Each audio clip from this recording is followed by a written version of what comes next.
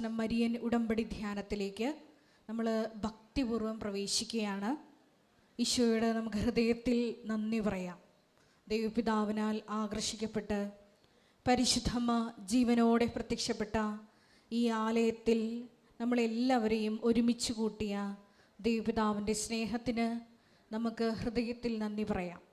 നമുക്കെല്ലാവർക്കും അറിയാവുന്നതുപോലെ 2004 ഡിസംബർ 7-ാം തീയതി ഉച്ചകഴിഞ്ഞ് 2:30 ഇതുപോലൊരു ആരാധന മധ്യയാണ് ദൈവമാതാവ് സമയഘടികാരം നെഞ്ചിൽ ചാർത്തി ഈ അൾത്താരയിൽ പ്രത്യക്ഷയായിക്കൊണ്ട് ദുരന്തം ഉണ്ടാകുവാൻ പോകുന്നു, പ്രാർത്ഥിക്കണമെന്ന വലിയ സന്ദേശം കൈമാറിയത്.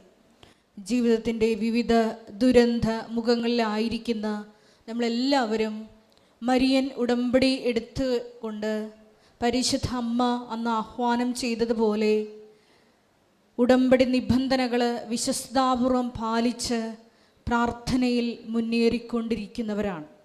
2015 മുതൽ കൃപാസനത്തിൽ വന്ന് തീർത്ഥാടക ഉടമ്പടി എടുത്തു പോയിട്ടുള്ള എല്ലാ മക്കളെയും ഈ അൾത്താരയിൽ സമർപ്പിച്ച് ഒരു നിമിഷം നമുക്ക് പ്രാർത്ഥിക്കാം.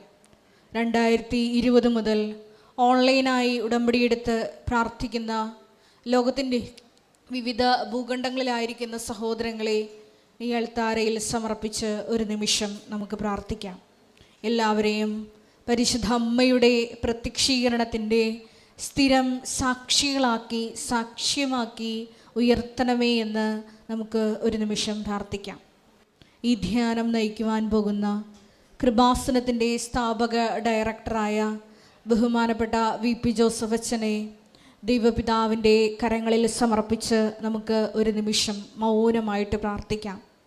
ഈ ധ്യാനത്തിൻ്റെ ആദ്യ അവസാനം അച്ഛൻ്റെ അധരങ്ങളിലൂടെ പ്രദാനം ചെയ്യപ്പെടുന്ന ഓരോ വാക്കുകളിലൂടെയും വചനങ്ങളിലൂടെയും ഈശോയെ ഞങ്ങളുടെ ആന്തരിക മനുഷ്യനെ ശക്തിപ്പെടുത്തുവാനും പഴയ മനുഷ്യനെ അതിൻ്റെ ചെയ്തികളോടുകൂടി നിഷ്കാസനം ചെയ്യുവാനുമുള്ള വലിയ കൃപയ്ക്ക് വേണ്ടി ഞങ്ങൾ ഒരു നിമിഷം പ്രാർത്ഥിക്കുന്നു. ഒപ്പം തന്നെ ഈ ധ്യാനത്തിൻ്റെ എല്ലാ ഭൗതിക സാഹചര്യങ്ങളെയും അൾത്താരയിൽ സമർപ്പിച്ച് പ്രാർത്ഥിക്കുന്നു. ഷെക്കീന ടെലിവിഷനുടെയും കൃപാസനത്തിൻ്റെ സോഷ്യൽ മീഡിയ പ്ലാറ്റ്ഫോമുകളുടെയും എല്ലാം വിവിധങ്ങളായ സമയങ്ങളിൽ ഈ ശുശ്രൂഷയിൽ പങ്കെടുത്ത് പ്രാർത്ഥിക്കുവാൻ പോകുന്ന മുഴുവൻ ദൈവമക്കളുടെയും നിയോഗങ്ങളെ ഈ അൾത്താരയിൽ സമർപ്പിച്ചുകൊണ്ട് ദിവ്യകാരുണ്യനാഥനെ ഈ അൾത്താരയിലേക്ക് വരവേറ്റുകൊണ്ട് നമുക്ക് ഇരുകരങ്ങളെ ഉയർത്തി ശക്തമായി സ്തുതിക്കാം. ഹല്ലേലൂയ, ഹല്ലേലൂയ, മഹത്വം, മഹത്വം, ആരാധന, ആരാധന. പരിശുദ്ധമേ ദൈവമാതാവേ, ഈശോയെ അങ്ങയുടെ ആലയത്തിൽ അങ്ങയുടെ ശക്തി ഈ സമയം ദൈവമാതാവിൻ്റെ പ്രത്യേക മധ്യസ്ഥയാൽ പ്രകടമാക്കണമേ എന്ന് പ്രാർത്ഥിക്കുന്നു. ഞങ്ങളുടെ എല്ലാ ജീവിത വിഷയങ്ങളിലേക്കും പരിശുദ്ധ അമ്മയുടെ പ്രത്യേക ഇടപെടൽ വഴി സമയബന്ധിതമായി സാക്ഷികളാക്കി ഞങ്ങളെ ഉയർത്തണമേ എന്ന് പ്രാർത്ഥിക്കുന്നു. ഹല്ലേലൂയ, ഹല്ലേലൂയ, ഹല്ലേലൂയ, മഹത്വം, മഹത്വം, ആരാധന, ആരാധന. ഹല്ലേലൂയ, ഹല്ലേലൂയ, ഈശ്വരാധന. ഹല്ലേലൂയ. ദിവ്യകാരുണ്യത്തിന് നേരവും ആരാധനയും സ്തുതിയും പുകഴ്ചയും ഉണ്ടായിരിക്കട്ടെ. പരിശുദ്ധ പരമദിവ്യകാരുണ്യത്തിന് നേരവും ആരാധനയും സ്തുതിയും പുകഴ്ചയും ഉണ്ടായിരിക്കട്ടെ. പരിശുദ്ധ പരമദിവ്യകാരുണ്യത്തിന് നേരവും ആരാധനയും സ്തുതിയും പുകഴ്ചയും ഉണ്ടായിരിക്കട്ടെ. പരിശുദ്ധ പരമദിവ്യകാരുണ്യത്തിന് നേരവും ആരാധനയും സ്തുതിയും പുകഴ്ചയും ഉണ്ടായിരിക്കട്ടെ.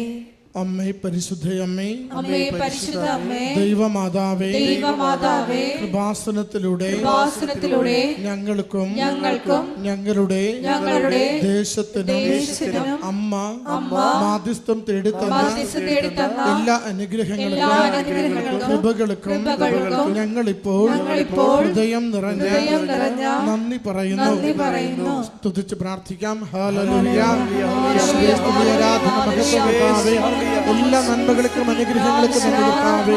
ജീവിതത്തെ സംരക്ഷിക്കുന്നതിന് നന്ദി കർത്താവേ. രോഗങ്ങൾക്ക് സൗഖ്യം നൽകുന്നതിന് നന്ദി കർത്താവേ. ജീവിത പ്രശ്നങ്ങൾ പരിഹരിക്കുന്നതിന് നന്ദി കർത്താവേ. ഹല്ലേലൂയ, സ്തുതി, ആരാധന, മഹത്വം കർത്താവേ. ആരാധന, ആരാധന. പരിശുദ്ധ പരമദിവ്യകാരുണ്യത്തിന് ആരാധനയും സ്തുതിയും പുകഴ്ചയും ഉണ്ടായിരിക്കട്ടെ. പരിശുദ്ധ പരമദിവ്യകാരുണ്യത്തിന് ആരാധനയും സ്തുതിയും പുകഴ്ചയും ഉണ്ടായിരിക്കട്ടെ.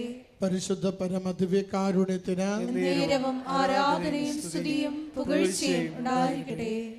അമ്മേ പരിശുദ്ധയമ്മേ, അമ്മേ പരിശുദ്ധ അമ്മേ, ദൈവമാതാവേ, 2004 ഡിസംബർ 7-ാം തീയതി ഉച്ച കഴിഞ്ഞ് 2:30 കൃപാസനത്തിൽ സംഭവിച്ച അമ്മയുടെ പ്രത്യക്ഷപ്പെടലിനെ കുറിച്ച് തിരുസഭയ്ക്ക് സമർപ്പിച്ചിരിക്കുന്ന പഠനരേഖകളുടെ വസ്തുനിഷ്ഠവും ദൈവശാസ്ത്ര പ്രകാരമുള്ളതുമായ അന്വേഷണ പഠനങ്ങൾ നടത്തി ആ പ്രത്യക്ഷപ്പെടലിലൂടെ പ്രകടമായ ദൈവമാതാവിന്റെ പ്രത്യേക കരുതലും സംരക്ഷണവും വെളിപ്പെടുത്തുന്ന പീഡിതരുടെ ആശ്വാസവും പ്രവാചകന്മാരുടെ രാജ്ഞിയും വാഗ്ദാനത്തിന്റെ പേടകവും പ്രപഞ്ച പ്രകൃതിയുടെ മാതാവുമായ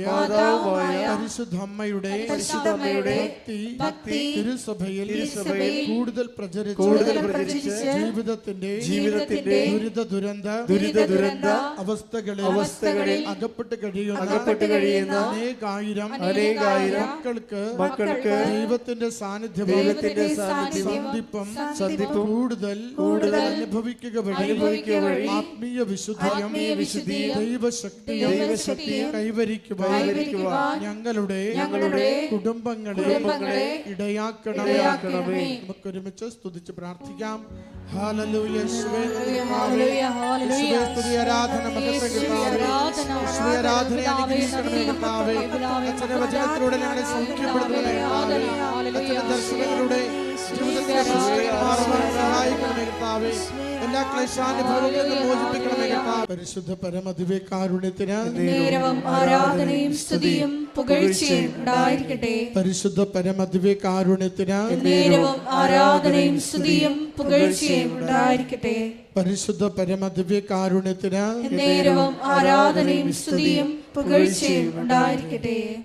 അമ്മേ പരിശുദ്ധയമ്മേ, അമ്മേ പരിശുദ്ധ അമ്മേ, ഭൂസ്വർലോകങ്ങളുടെ രാജ്ഞിയായ അങ്ങേയ്ക്ക് ഭൗമ സംരക്ഷണത്തിനായി പ്രപഞ്ച പ്രകൃതിയെ തിരുസഭ പ്രതിഷ്ഠിക്കുവാൻ ഈ പ്രത്യക്ഷീകരണം വഴി ഇടയാക്കണമേ.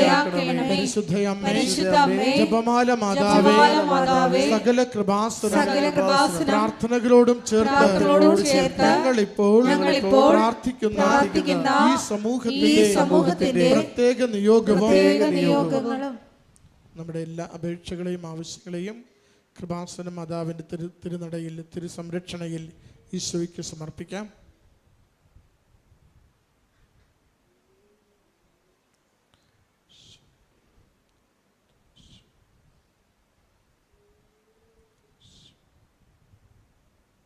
അമ്മയുടെ പ്രത്യക്ഷീകരണത്തിന്റെ ഈ അനുഗ്രഹവേളയിൽ ഞങ്ങൾക്ക് സാധിച്ചു തരുവാൻ കനിയണമേ. ആമേൻ. നമുക്ക് ഒരുമിച്ച് പ്രാർത്ഥിക്കാം, സ്തുതിക്കാം. ആരാധന മഹത്വകർത്താവേ, ആരാധന അനുഗ്രഹിക്കണമേ കർത്താവേ.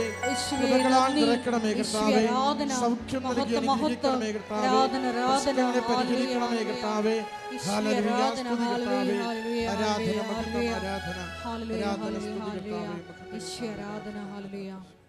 നമുക്കെല്ലാവർക്കും എഴുന്നേറ്റ് നിന്നുകൊണ്ട് ഗായക സംഘത്തോട് ചേർന്ന് കരങ്ങളടിച്ച് ദൈവസ്നേഹത്തോടെ ദൈവത്തെ മഹത്വപ്പെടുത്തി പാടി പ്രാർത്ഥിക്കാം.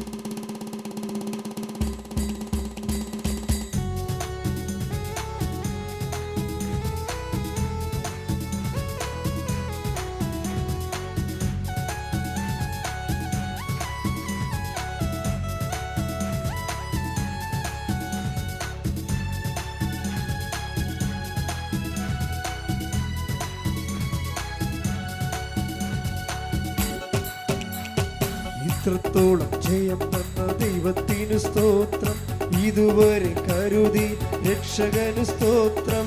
ഇത്രത്തോളം ജയം തന്ന ദൈവത്തിനു സ്തോത്രം, ഇതുവരെ കരുതിയ രക്ഷകനു സ്തോത്രം. ഇനിയും കൃപ തോന്നി കരുതിടണേ, ഇനിയും നടത്തണേ തിരുഹിതം പോ. ഇനിയും കൃപ തോന്നി കരുതിടണേ, ഇത്രത്തോളം ജയം തന്ന ദൈവത്തിന് സ്തോത്രം. ഇതുവരെ കരുതിയ രക്ഷകന് സ്തോത്രം. ഇനിയും കൃപ തോന്നി കരുതിടണേ, ഇനിയും നടത്തണേ തിരുഹിതം പോൽ. ഇനിയും കൃപ തോന്നി കരുതിടണേ, ഇനിയും നടത്തണേ തിരുഹിതം പോൽ. സ്തുതിക്കട്ടെ. ഹല്ലേലൂയ, ഹല്ലേലൂയ, യേശുവേ, ഹല്ലേലൂയ.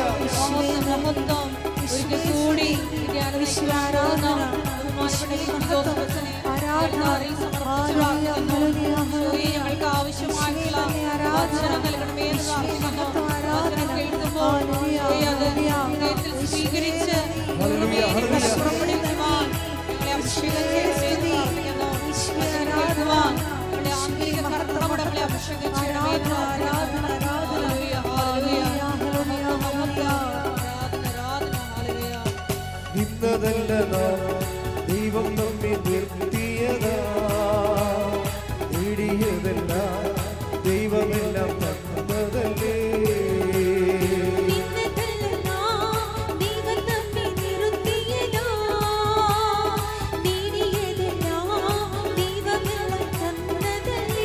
ഉറക്കെ ചേർന്ന് പാടാം. നിന്നതല്ല നാം ദൈവം നമ്മെ നിർത്തിയതാ, നേടിയതല്ല ദൈവമെല്ലാം തന്നതല്ലേ. നടത്തിയ വിധങ്ങളെ ഓർത്തിടുമ്പോൾ നന്ദിയോടെ നാഥന് സ്തുതി പാടിടാം. നടത്തിയ വിധങ്ങളെ ഓർത്തിടുമ്പോൾ നന്ദിയോടെ നാഥന് സ്തുതി. ഇത്രത്തോളം ജയം തന്ന ദൈവത്തിന് സ്തോത്രം. ഇതുവരെ കരുതി രക്ഷകന് സ്തോത്രം. ഇത്രത്തോളം ജയം തന്ന ദൈവത്തിന് സ്തോത്രം. ഇതുവരെ കരുതി രക്ഷകന് സ്തോത്രം. ഇനിയും കൃപ തോന്നി കരുതിടണേ, ഇനിയും നടത്തണേ തിരുഹിതം പോൽ. ഇനിയും കൃപ തോന്നി കരുതിടണേ, ഇനിയും നടത്തണേ തിരുഹിതം. സ്തുതിക്കാം. ഹല്ലേലൂയ, ഹല്ലേലൂയ, ഹല്ലേലൂയ, യേശുവേ.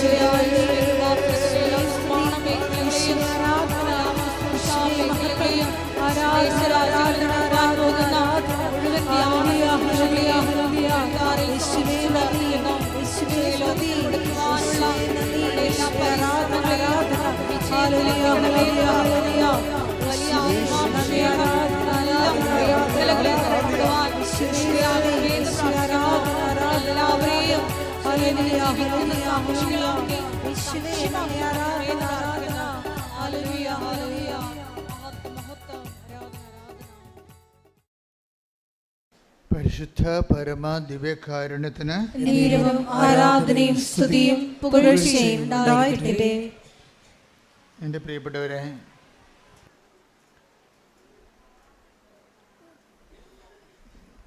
ഈ കാലഘട്ടത്തിലെ കാലത്തിൻ്റെ വരദാനമായി ദൈവം ഈ തലമുറയ്ക്ക് നൽകിയ ഏറ്റവും വലിയ ദൈവാനുഭവ പദ്ധതിയാണ്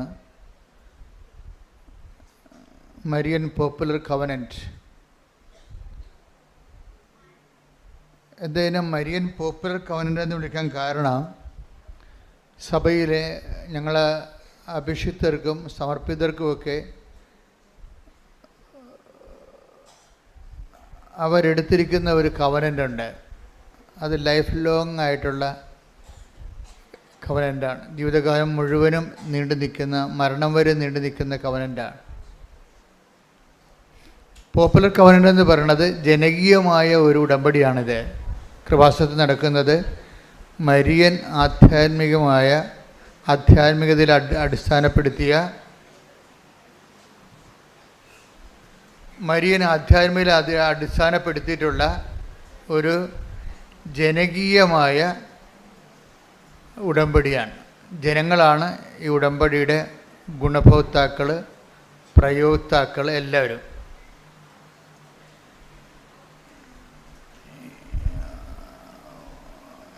ഇതൊരു ഉടമ്പടി ഒരു താൽക്കാലികമായ ഒരു ചെറിയൊരു കാലഘട്ടം, 90 ദിവസം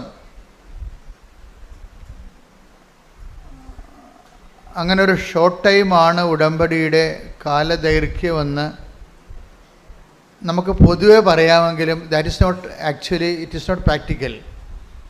പൊതുവെ പറയാം ഇത് 90 ദിവസത്തെ വിഷയമാണെന്ന് പറയാമെങ്കിലും നമുക്കറിയാം ഇതിൻ്റെ എല്ലാ കവനൻറ്റുകളും, ഇപ്പം നിങ്ങളുടെ വിവാഹം, ക്രൈസ്തവ വിവാഹം ഒരു കവനൻ്റാണ്.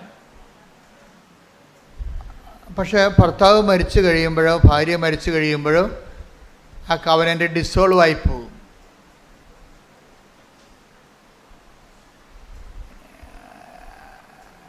ആ കവനൻ്റ് നിലനിൽക്കത്തില്ല.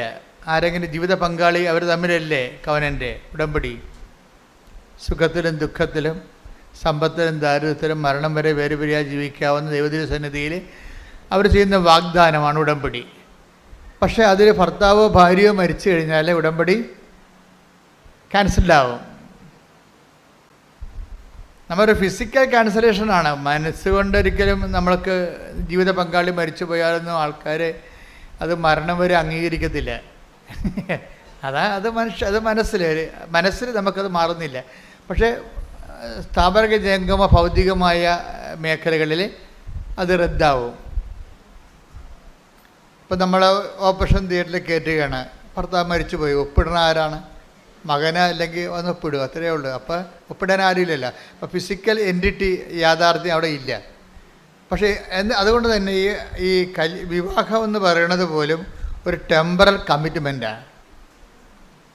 തൻ്റെ ഒരാൾ ജീവിച്ചിരിക്കുന്നവരെ മാത്രമേ ആ ഉടമ്പടിക്ക് ആയുസ്സുള്ളൂ. പക്ഷേ മരിയൻ ഉടമ്പടി വരുമ്പോൾ കുറച്ച് പ്രോബ്ലംസ് ഉണ്ട്. അത് അറിഞ്ഞുകൊണ്ട് വേണം നിങ്ങളത് ചെയ്യാൻ. എന്താ പ്രോബ്ലം എന്ന് വെച്ച് കഴിഞ്ഞാൽ ഇതിൽ ഒരാളും മരിക്കണില്ല, അതാണ് കുഴപ്പം. ആരാ മരിക്കാത്ത? നമ്മളാ? അത് ദൈവം മരിക്കണില്ല. അപ്പോൾ നിങ്ങൾ ചിലപ്പോൾ ഉടമ്പടി ഒരു കാലഘട്ടത്തേക്കാണ് എടുക്കണമെന്ന് നിങ്ങൾ ധരിക്കുമായിരിക്കും. പക്ഷേ നമ്മൾ എടുക്കണത് ആൾ ദൈവമായത് കൊണ്ട് തന്നെ ഞാൻ എന്താ ഇങ്ങനെ സംസാരിക്കണമെന്നറിയാമോ? ഈ ദിവസങ്ങൾ എൻ്റെ മനസ്സിൽ ഞാനൊരു സ്ഥലത്ത് പ്രാർത്ഥിക്കാൻ പോയി. ഞാൻ എപ്പോഴും പോകണത് എവിടെയാണെന്നറിയാമല്ലോ? വേളാങ്കണ്ണിയിലേ പോകത്തുള്ളൂ. അങ്ങനെ എല്ലായിടത്തും പോകത്തില്ല. അമ്മയടുത്താണ് പോകണത് എല്ലായിടത്തും. അപ്പോൾ ഇന്ന് അതിനേക്കാൾ കൂടുതൽ ജനങ്ങൾ ആധ്യാത്മികമായി ഇവിടെ കൃപാസനത്തിൽ വരണത് ആൾക്കാർ ആധ്യാത്മികമായ ലക്ഷ്യത്തിലൂടെയാണ്. വേളാങ്കണ്ണിലൊക്കെ ചിലർ പോകുന്നത് ടൂറിസം ഉദ്ദേശത്തിലാണ്. അംഗവും കാണാൻ, താളിയും പറിക്കാം, പ്രാർത്ഥിക്കുകയും ചെയ്യാം, കറങ്ങി അടിക്കാമെന്ന്. അങ്ങനെയൊന്നും കൃപാസനത്തിൽ ആരും വരത്തില്ല.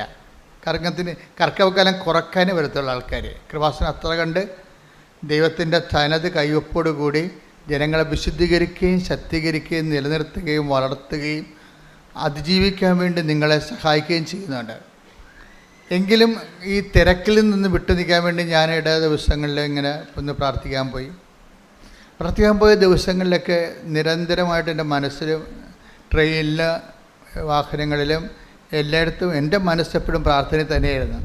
അപ്പോഴൊക്കെ അമ്മ പറഞ്ഞുകൊണ്ടിരുന്നത്, ഈ ആൾക്കാരോട് നീ 90 ദിവസം എന്ന് പറയണത് 90 ദിവസത്തിൽ കൂടുതൽ എടുക്കാൻ കപ്പാസിറ്റി ഉള്ളവരുണ്ട്, അതാണ് പ്രശ്നം. അതെനിക്ക് ഭയങ്കര ഇഷ്ടപ്പെട്ടു. അമ്മ പറഞ്ഞത്, ഈ ആൾക്കാരോട് നീ 90 ദിവസം എന്ന് പറയുന്നുണ്ട്, അതിൽ ഏറ്റവും ലീസ്റ്റായിട്ടുള്ള ആൾക്കാരുണ്ട്. ആദ്യകാലങ്ങളിലൊക്കെ ഇങ്ങനെ ആധ്യാത്മികതയിൽ നിലനിൽക്കാൻ കഴിവില്ലാത്ത ബലഹീനമായിട്ട് ആൾക്കാരുണ്ട്. ചില ആൾക്കാർ നല്ല ശക്തന്മാരാണ്. അവർക്ക് 90 അല്ല, ഒരു 90 ആണ്ട് പറഞ്ഞാലും അവരതിൻ്റെ നിലനിൽക്കും. അപ്പോഴവരെ നീ ഷോർട്ട് ടേൺ ചെയ്യരുത്. അവർക്ക് നൽകിയിട്ടുള്ള ദൈവിക കൃപ 90 ദിവസത്തേക്ക് നീ നിലനിർത്തരുത്. അവർക്ക് ലെറ്റ് ദം ഡു ഇറ്റ്. അവരാ കൃപയിൽ നിലനിൽക്കട്ടെ എന്നൊരു ആശയമാണ് അമ്മ പറയണത് പുതുതായിട്ട്. അതായത് നിങ്ങൾക്ക് ഇപ്പോൾ ചിലപ്പോൾ തിരിയുണ്ടാകത്തില്ല, കയ്യിൽ തിരിയുണ്ടാകത്തില്ല, ചില ഉപ്പുണ്ടാകത്തില്ല എന്ന് പറഞ്ഞാൽ ഉടമ്പടി എങ്ങനെയാണ് പോണത്? ഇല്ലേ? നിങ്ങളുടെ തിരി ചിലപ്പോഴേ എരിഞ്ഞ് തീരും, നിങ്ങളുടെ വെഞ്ചരിച്ച ഉപ്പുകൾ ഉപയോഗിച്ച് തീരും. പക്ഷേ നിങ്ങൾ ചെയ്ത ആൾ ജീവിച്ചിരിക്കുന്നു, അല്ലേ? അപ്പോഴേ ഉടമ്പടി നിലനിൽക്കുകയാണ് ചെയ്യണത്. അത് ഈ അരൂപിയിലാണ് നിലനിൽക്കണത്, ഇൻ സ്പിരിറ്റാണ് നിലനിൽക്കണത്. നമ്മൾക്ക് ആ ഒരു ഉടമ്പടി ബോധം, ഉടമ്പടി എന്ന് പറയണത് ഒരു ലൈഫ് ആൻഡ് കോൺഷ്യസ് ആണ്. ഉടമ്പടി എന്ന് പറഞ്ഞ ഒരു ജീവിതമാണ്, ജീവിത രീതിയുമാണ്, അതേസമയം തന്നെ ഒരു ബോധം കൂടിയാണ്. ഞാൻ എന്താണ്, എല്ലാവരും പറയത്തില്ല ഞാൻ ഉടമ്പടിയിലാണ് എന്നാ ആൾക്കാർ പറയണത്. സാക്ഷ്യം പറയുമ്പോൾ നമ്മൾ ശ്രദ്ധിക്കാം. ആൾക്കാർ എന്ത് മുമ്പത്തപ്പോലൊന്നുമല്ല, അതായത് ആൾക്കാർ വളരെ അളന്നും തൂക്കിയുമാണ് ഇപ്പം സാക്ഷിയൊക്കെ പറയണത്. വെച്ച് കഴിഞ്ഞാൽ എന്താ പറയണതെന്ന് വെച്ച് കഴിഞ്ഞാൽ അവർ പറയും ഞാൻ ഉടമ്പടിയിലാണെന്നാണ് പറയണത്. ഞാൻ ഉടമ്പടിയിലാണ്. ആരുമായിട്ട്? ദൈവവുമായിട്ട് ഉടമ്പടിയിലാണെന്ന് പറയുമ്പോൾ അതായത് നമ്മുടെ ജീവിതത്തിൽ ഇനി ഇതിനേക്കാൾ വലിയൊരു ആളുമായിട്ട് നമുക്ക് ഉടമ്പടി ചെയ്യാനില്ല. അതാണ് എൻ്റെ വിഷയം. ദൈവമായിട്ട് അപ്പോൾ നമ്മളതിൽ ഭയങ്കര ഹാപ്പി ആകണം. നമുക്ക് വലിയ മുതൽ മുടക്ക് ഒന്നും ഇല്ല ഇതിൻ്റെ അകത്ത്. എന്താണ്? ബുധനാഴ്ച ഒന്ന് ഉപവസിക്കണം, ആൾക്കാരോടൊക്കെ ഒന്ന് മര്യാദയ്ക്ക് സ്നേഹത്തോടെ സൗമ്യമായിട്ടൊക്കെ ഒന്ന് പെരുമാറണം, മറ്റുള്ളവർക്കൊക്കെ പറ്റുന്ന സഹായമൊക്കെ ചെയ്യണം, സുവിശേഷം എത്തിക്കാൻ പറ്റുന്ന സ്ഥലത്തെല്ലാം എത്തിക്കണം. അപ്പം അങ്ങനെയുള്ള വളരെ മിനിമം പരിപാടിയേ ഉള്ളൂ. പക്ഷേ സുവിശേഷം എത്തിക്കുക എന്ന് വെച്ച് കഴിഞ്ഞാൽ ഇതിലിത്തിരി പാടുള്ള കാര്യമാണ്. ഞാൻ നോക്കിയിട്ട് ഇതിനകത്ത് ആകപ്പാടെ പാടുള്ള കാര്യം സുവിശേഷം എത്തിക്കുന്നതാണ്, ഏറ്റവും പാടുള്ള കാര്യം. അതായത് പാടുള്ളതെന്ന് വെച്ച് കഴിഞ്ഞാൽ അത് ബ്ലെസ്സിങ്സിൻ്റെ പെർസ്പെക്റ്റീവിൽ അത് വരാത്തത് കൊണ്ടാണ് അങ്ങനെ വരുന്നത്. ഒരു കേവലം അനുഗ്രഹം കിട്ടിയത് കൊണ്ട് മാത്രം. ഇപ്പം നിങ്ങളുടെ വീട് വിൽക്കാം, വീട് വാങ്ങിക്കാം, നിങ്ങൾക്ക് സ്ഥലം വിൽക്കാം, സ്ഥലം വാങ്ങിക്കാം, മക്കളെ കല്യാണം കഴിപ്പിക്കാം. 25 കൊല്ലമായ മക്കൾക്ക് വരെ ദമ്പതികൾക്ക് വരെ മക്കളില്ലാത്തവരെ ഉടമ്പടിയിലൂടെ ഒരു സുപ്രഭാതത്തിൽ പെട്ടെന്ന് അവർക്ക് മക്കളെ കിട്ടിയിട്ടുണ്ട്. അങ്ങനെയും കിട്ടാം. ആഫ്റ്റർ ഓൾ ഇതിങ്ങനെയൊക്കെ കിട്ടുമ്പോഴും അതെല്ലാം ബ്ലെസ്സിങ്സാണ്. അതുകൊണ്ട് സുവിശേഷ വേലയുടെ അനുഗ്രഹം ബ്ലെസ്സിങ്സ് ആകത്തില്ല. അച്ഛൻ പറഞ്ഞ മനസ്സിലായ? അതായത് ഏറ്റവും ഇപ്പം നിങ്ങൾക്ക് 25 കൊല്ലമായിട്ട് മക്കളില്ല, 25ാമത്തെ കൊല്ലം മക്കളെ കിട്ടി, 24ാമത്തെ കൊല്ലം മക്കളെ കിട്ടി, 23ാമത്തെ കൊല്ലം മക്കളെ കിട്ടി. അങ്ങനെ ഉടമ്പടിയിൽ സമൃദ്ധമായ സാക്ഷ്യങ്ങളാണ്. പക്ഷേ ഇതിനേക്കാൾ വലുതാണ് സുവിശേഷം കൈമാറ്റത്തിൻ്റെ സാക്ഷ്യം. ഒരു ഉടമ്പടിയിൽ ഏറ്റവും വലിയ സാക്ഷ്യം എന്താണെന്ന് എന്നോട് ചോദിച്ചാൽ ഞാൻ പറയും ജോലി കിട്ടി, അല്ലെങ്കിൽ 11 പ്രാവശ്യം IELTS എഴുതിയിട്ട് ഉടമ്പടി എടുത്തപ്പോൾ 12ാം പ്രാവശ്യം ജയിച്ചു. അതൊക്കെ അതുപോലെ തന്നെ ഇപ്പോൾ ഈ ദിവസങ്ങളിലൊരു സാക്ഷ്യം ഉണ്ടായി. സാക്ഷ്യം എന്താണെന്നറിയാവോ? അതായത് എരിമപ്പെട്ടിൽ നിന്ന് ജോസഫീനയും ചാക്കോയും കൂടി പറഞ്ഞ സാക്ഷ്യമാണ്. തൃശ്ശൂരെ എരിമപ്പെട്ടിൽ നിന്ന് ജോസഫീനയും ഈ ആഴ്ചത്തെ ഏറ്റവും നല്ല സാക്ഷ്യം. ഞാൻ കഴിഞ്ഞ ആഴ്ചയിലെ നമ്മുടെ അലക്സച്ചനോട് ഞാൻ പറയുമായിരുന്നു, അച്ഛാ ഈ ആൾക്കാർ പറയണ സാക്ഷ്യമൊന്നും സാക്ഷ്യമല്ല. ഞങ്ങൾ ഊണ് കഴിക്കാതിരിക്കുമ്പോഴൊക്കെ പറയണ എല്ലാം ഉടമ്പടിക്കാരുമായിരിക്കും, മറ്റു കാര്യങ്ങൾ അങ്ങനെ കുറച്ചേ പറയാറുള്ളൂ.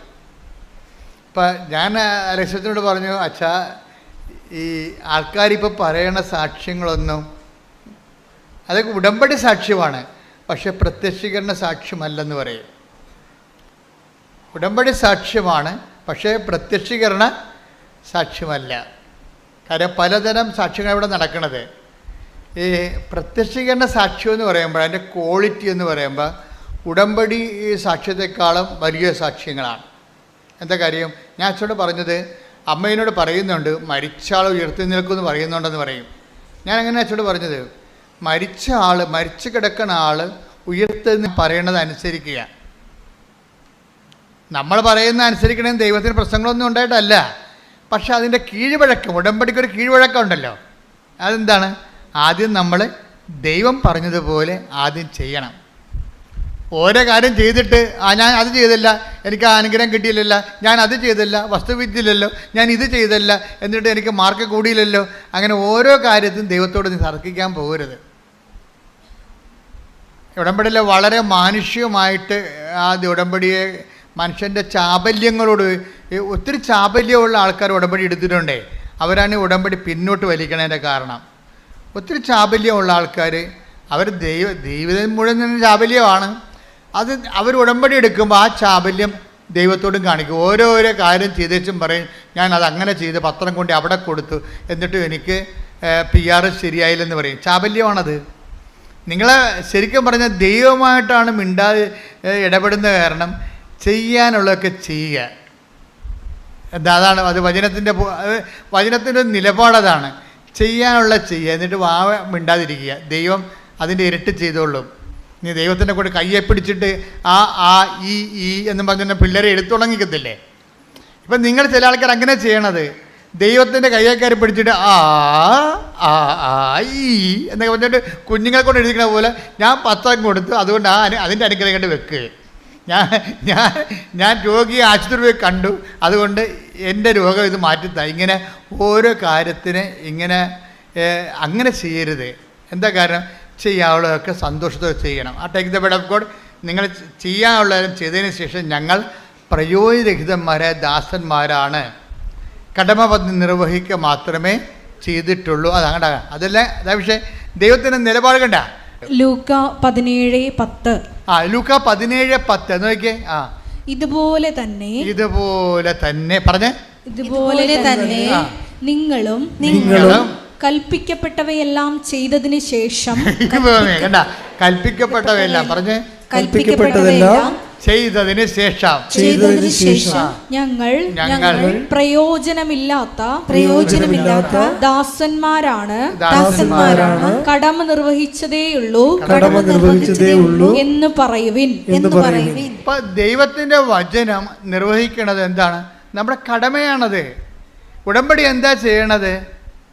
ഇപ്പം ചില കത്തോലിക്കരൊക്കെ വന്ന് ഉടമ്പടി എടുത്ത് ഒരു 3 മാസം കഴിയുമ്പോൾ അവർ പറയുവേ, ഇത് പാടൊന്നുമില്ല അച്ഛാ, ഇത് ഉടമ്പടി എടുക്കാതെ തന്നെ നമ്മൾ ചെയ്യേണ്ട കാര്യങ്ങളാണെന്ന്. അത്രേ ഉള്ളു, കറക്റ്റാണത്.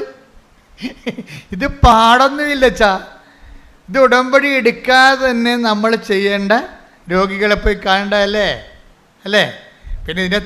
പിന്നെ ഇതിൻ്റെ വരണത് രോഗികളെ പോയി നമ്മൾ കാണുന്നുണ്ട്. മിക്കവാറും അവർ നമ്മുടെ കൊച്ചാപ്പന, ഇളയമ്മ, അമ്മാവന, അങ്കിള ഒക്കെ ആയിരിക്കുന്നേ ഉള്ളൂ. രോഗികളെ നമ്മൾ കാണേണ്ടതാണ്, പക്ഷെ നമ്മൾ കാണാറുണ്ട്. അതെങ്ങനെയാണ്?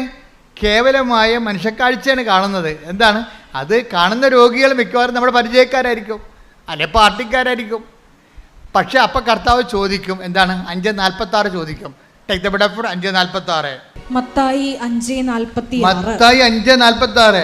നിങ്ങളെ സ്നേഹിക്കുന്നവരെ, നിങ്ങളുടെ ബന്ധുക്കളെ, നിങ്ങളെ സ്നേഹിക്കുന്നവരെ നിങ്ങൾ സ്നേഹിച്ചാൽ നിങ്ങൾക്ക് എന്ത് പ്രതിഫലമാണ് ലഭിക്കുക? ഈ ബന്ധുക്കളെ കാണാൻ തന്നെ ഒരു പ്രതിഫലം ഇല്ലെന്ന്. നിങ്ങളുടെ കൊച്ചാപ്പനെയൊക്കെ കാണാൻ നടന്നിട്ടേ ഒരു പ്രതിഫലവും ഇല്ലെന്നാണ് പറയണത്. ആര്? ദൈവം തരുന്നില്ല, അവർ തരുമായിരിക്കും. അവരെഴുന്നേറ്റ് വരുമ്പോൾ ചിലപ്പോൾ വസ്തു എഴുതി തരുമായിരിക്കും. നിങ്ങൾക്ക് അതാണല്ലോ വേണ്ടത്. അതല്ലേ പ്രശ്നം. നിങ്ങൾ ഈ ബന്ധുക്കളൊക്കെ വലിയ ഇങ്ങനെ കുടുങ്ങി ഓടിപ്പോയി കാണുന്നത് എന്താണ്? അതിങ്ങനെ രക്ഷപ്പെട്ട് വന്നാൽ നമുക്ക് വല്ലതും തടയുമെന്നുള്ളതല്ലേ? അതൊക്കെ ദൈവത്തിന് അറിയാം. അതാണ് അവർ പറയണത്. ഒന്ന് വായിച്ച 5:46 മത്തായി. നിങ്ങളെ സ്നേഹിക്കുന്നവരെ നിങ്ങൾ സ്നേഹിച്ചാൽ നിങ്ങൾക്ക് എന്ത് പ്രതിഫലമാണ് ലഭിക്കുക? ഒരു പ്രതിഫലവും ലഭിക്കത്തില്ലെന്നാണ് ഈ പറയണത്. ഈശോ ഇങ്ങനെ നെഗറ്റീവ് പറയണ ഇഷ്ടമില്ലാത്ത ആളാണ്. അതുകൊണ്ട് ഇങ്ങനെ ചോദ്യം ചോദിച്ച് നമ്മളെ കുരുക്കി കളയുകയുള്ളൂ. നിങ്ങൾക്ക് ഒരു പട്ടിക്കാട്ടത്തിൻ്റെ വിലയും കിട്ടത്തില്ലെന്നാണ് ഈ പറയണത് പച്ച മലയാളത്തിൽ, എൻ്റെ ഭാഷയിൽ പറഞ്ഞാൽ. എന്നുവെച്ചാൽ എന്താണ് പറയണത്? നിങ്ങൾക്ക് എന്ത് പ്രതിഫലമാണ് ലഭിക്കുക എന്നുവെച്ചാൽ സീറോ ബെനിഫിറ്റ്സ് എന്നാണ് പറയുന്നത്. Zero benefits. ഈ ബന്ധുക്കളെയും ചുവന്നുകൊണ്ട് നടന്നാൽ ദൈവത്തിൻ്റെ ഭാഗത്തുനിന്ന് സീറോ ബെനിഫിറ്റ്സ് എന്നാണ് പറയണത്, ഒന്നും ഇല്ല എന്നാണ് പറയണത്. പിന്നെ ചുങ്കക്കാർ പോലും എന്നുവെച്ചാൽ ദൈവത്തോട് യാതൊരു ബന്ധമില്ല നിൽക്കുന്ന ആൾക്കാർ ചുങ്കക്കാർ. എന്താ കാര്യം? റോമക്കാർ. മിക്കവാറും ചുങ്കക്കാർ, ഇസ്രായേലിലെ ചുങ്കക്കാരൊക്കെ റോമക്കാരായിരിക്കും. റോമക്കാരെന്നാ ചെയ്യണം? റോമക്കാരാണ് ഇവിടെ ഭരിക്കണത്. നമ്മളെ ഇംഗ്ലീഷുകാർ ഭരിച്ചില്ലേ, അവർ റോമക്കാരാണ് അന്ന് ഈ യെരുശലേം ഭരിച്ചത്. അപ്പോൾ റോമക്കാരെന്ത് ചെയ്യും? അവിടെ സീസറിന് 10 രൂപ കൊടുക്കണമെന്നുണ്ടെങ്കിൽ ഇടനിലക്കാരെല്ലാം കൂട്ടി ഗുണ്ടാപ്പിരിവും എല്ലാം കൂടി കഴിയുമ്പോൾ 100 രൂപ മേടിക്കും ആൾക്കടയ്ക്ക് എന്ന്. അവിടെ 10 രൂപയെ കൊടുക്കത്തുള്ളൂ, ബാക്കി 100 രൂപ കുറേ പൈസ ഇവരടിച്ചു മാറ്റും. അപ്പോൾ അതുകൊണ്ട് ഈ പുച്ഛമാണ് ചുങ്കക്കാര്. അപ്പോൾ അവരങ്ങനെ എന്താ വെച്ചാൽ ഇവരുടെ ഗുണ്ടകളുണ്ട് കുറേ ആൾക്കാർ. ഇപ്പോൾ 10 രൂപ റോമിൽ കൊടുക്കണമെന്നുണ്ടെങ്കിൽ ഇവന്മാർ ആരെ പിടിക്കണം? അതിനകത്ത് ഇടനിലക്കാരുണ്ട് അല്ലേ? അതായത് അവിടെ ജില്ലാ പഞ്ചായത്തിൽ ആളുണ്ട്, ഡിസ്ട്രിക്റ്റിൽ ആളുണ്ട്, ഇതെല്ലാം കഴിഞ്ഞിട്ട് ഗവർണറുണ്ട്. അവർക്കെല്ലാം കിട്ടാവുന്നതെല്ലാം ഓഹരിയിൽ ഇവർ പിരിച്ചു കൊടുക്കണം. അപ്പോൾ ജനങ്ങൾ കൊടുക്കത്തില്ല. ജനങ്ങൾ കഷ്ടപ്പെട്ടൊക്കെ എന്തുമാത്രം ഇസ്രായേലിലാണെങ്കിൽ അന്നത്തെ കാലത്താണെങ്കിൽ ഒരു കാലാവസ്ഥ ഇല്ലാത്ത സമയമാണ്. കാലാവസ്ഥ അല്പം തെറ്റിയാൽ പണ്ടൊക്കെ ക്ഷാമം വരത്തില്ലേ? ക്ഷാമം വരണ എന്തുകൊണ്ടാണ്? ചില കാലങ്ങളിൽ മഴ തെറ്റിപ്പെയ്യും. ഇപ്പോൾ ചിലർ പറയണം മാവ് പൂത്തില്ലെന്ന് പറയണം, ചിലർ പറയണ പൂത്തെന്ന് പറയണം. സോഷ്യൽ മീഡിയയിൽ പറയും മാവ് പൂത്തില്ല എന്ന് പറയണത്, പക്ഷേ ഞങ്ങളുടെ മാവ് പൂത്തെന്ന്. അത് നല്ല കാര്യം. നിങ്ങളുടെ മാവേ പൂത്തുള്ളൂ, നാട്ടിലൊന്നും മാവ് പൂത്തിട്ടില്ല. എന്താ കാര്യം? കാലാവസ്ഥ ഭേദം ഉണ്ടായി. അങ്ങനെ പണ്ടിതുപോലെ കാലാവസ്ഥ ഭേദം ഉണ്ടായാൽ ക്ഷാമം ഉണ്ടാവും. ഈ ക്ഷാമത്തിൻ്റെ ഇടയ്ക്കാണ് ഇവർ കൊണ്ടുവന്ന് 100 രൂപ ചോദിച്ചു കഴിഞ്ഞാൽ എങ്ങനെ ചെയ്യും? നമുക്ക് തന്നെ തിന്നാൻ കിട്ടണില്ല, പിന്നെ എങ്ങനെ മക്കളുടെ കൊടുക്കണത്? അപ്പോൾ പിന്നെ കൊടുക്കാതിരിക്കുമ്പോൾ ഗുണ്ടകൾ വന്ന് വീട് തല്ലി പൊളിക്കും. അത് കാരണം അതാണ് ചുങ്കക്കാരുടെ പരിപാടി. അതാ ഇപ്പം ചുങ്കക്കാരെ കാണുമ്പോൾ തന്നെ ഇവന്മാർ ഭയങ്കര ഗുണ്ടകളും ചൂഷകരുമായ ഇവരെ ജനത്തിന് വെറുപ്പാണ്. ജനത്തിന് വെറുപ്പാണ്. അതുകൊണ്ട് ആ ജനത്തിൻ്റെ വെറുപ്പ് മാറ്റാനാണ് മത്തായി എന്ന ചുങ്കക്കാരനെ കർത്താവ് എടുത്തത്. ദൈവം ആരും വെറുക്കണില്ലെന്നുള്ളതിന് ഏറ്റവും വലിയ സൂചനയാണ്. നമ്മുടെ കയ്യിരിപ്പോൾ എന്ത് മോശമായാലും ദൈവത്തിന് നമ്മളെ വെറുക്കാൻ കഴിയത്തില്ല. അതാണ് ദൈവം ഒരു അമ്മയേക്കാൾ ഇത്തിരി കൂടുതലാണ് ശരിക്കും. ഇപ്പം ചില മക്കളെയൊക്കെ തൂക്കിക്കൊല്ലാൻ വേണ്ടി വിധിക്കുമ്പോൾ അമ്മയെ വിളിച്ച് പറയത്തില്ലേ, വല്ലതും നിനക്ക് അവസാനമായിട്ട് പറയാനുണ്ട്? മക്കളെക്കുറിച്ച് പത്രക്കാർ ചോദിക്കത്തില്ല.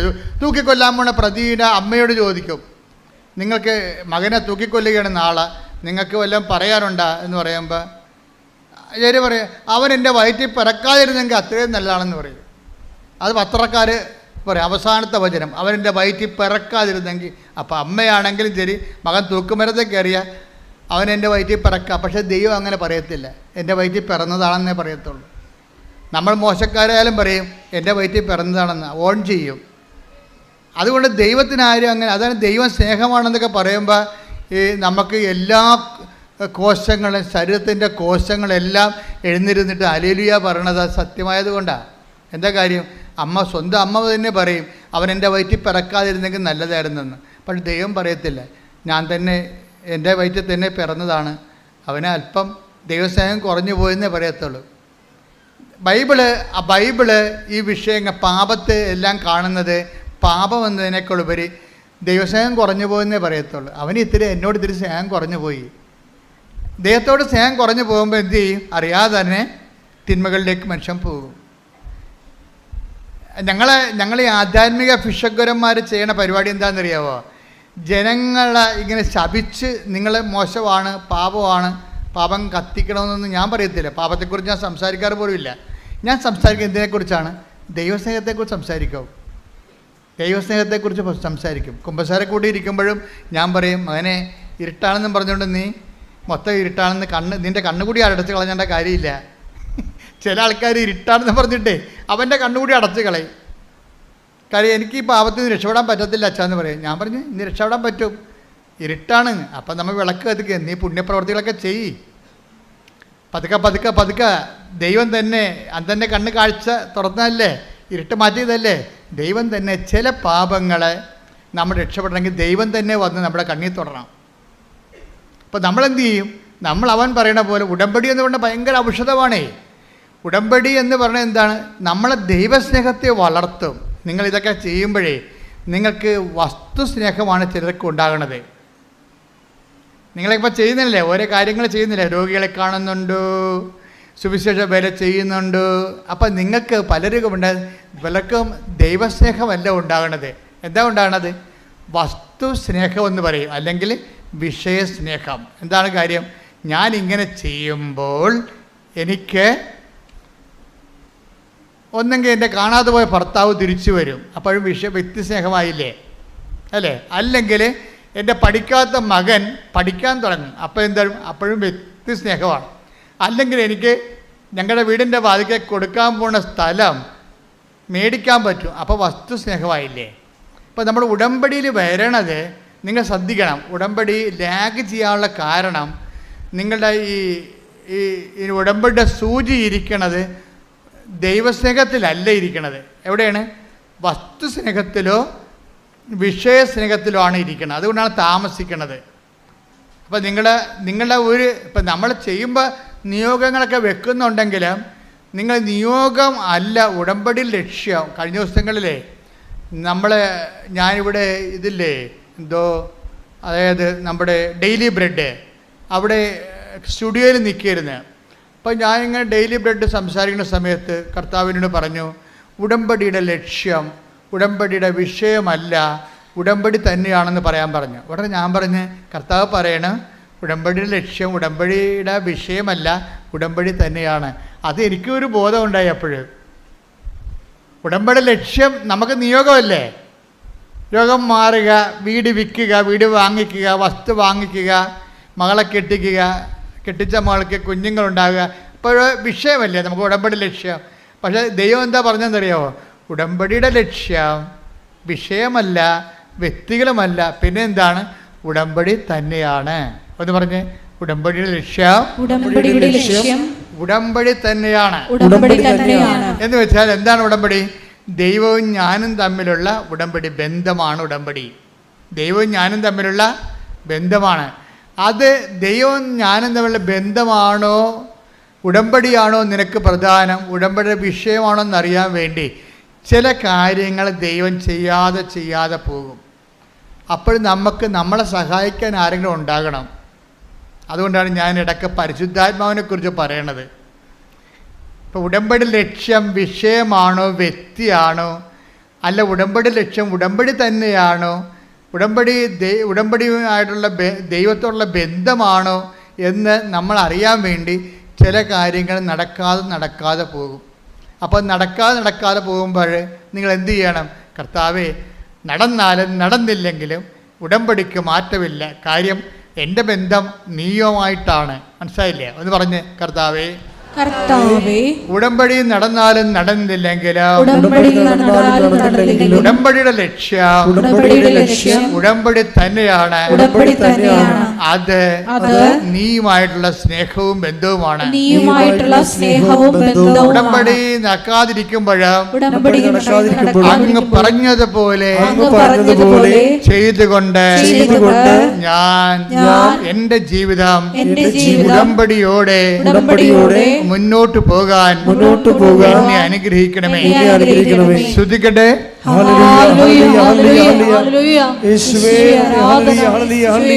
വിഷയങ്ങൾ നടക്കാപ്പോഴും നിന്റെ ലക്ഷ്യം വെച്ച് മുന്നേറുവാൻ ഈ ആരാധനയിലൂടെ ഞങ്ങളെ അഭിഷേകം ചെയ്യണമേ. അതായത് ഉടമ്പടിയുടെ ലക്ഷ്യം ഉടമ്പടി തന്നെയാണ്.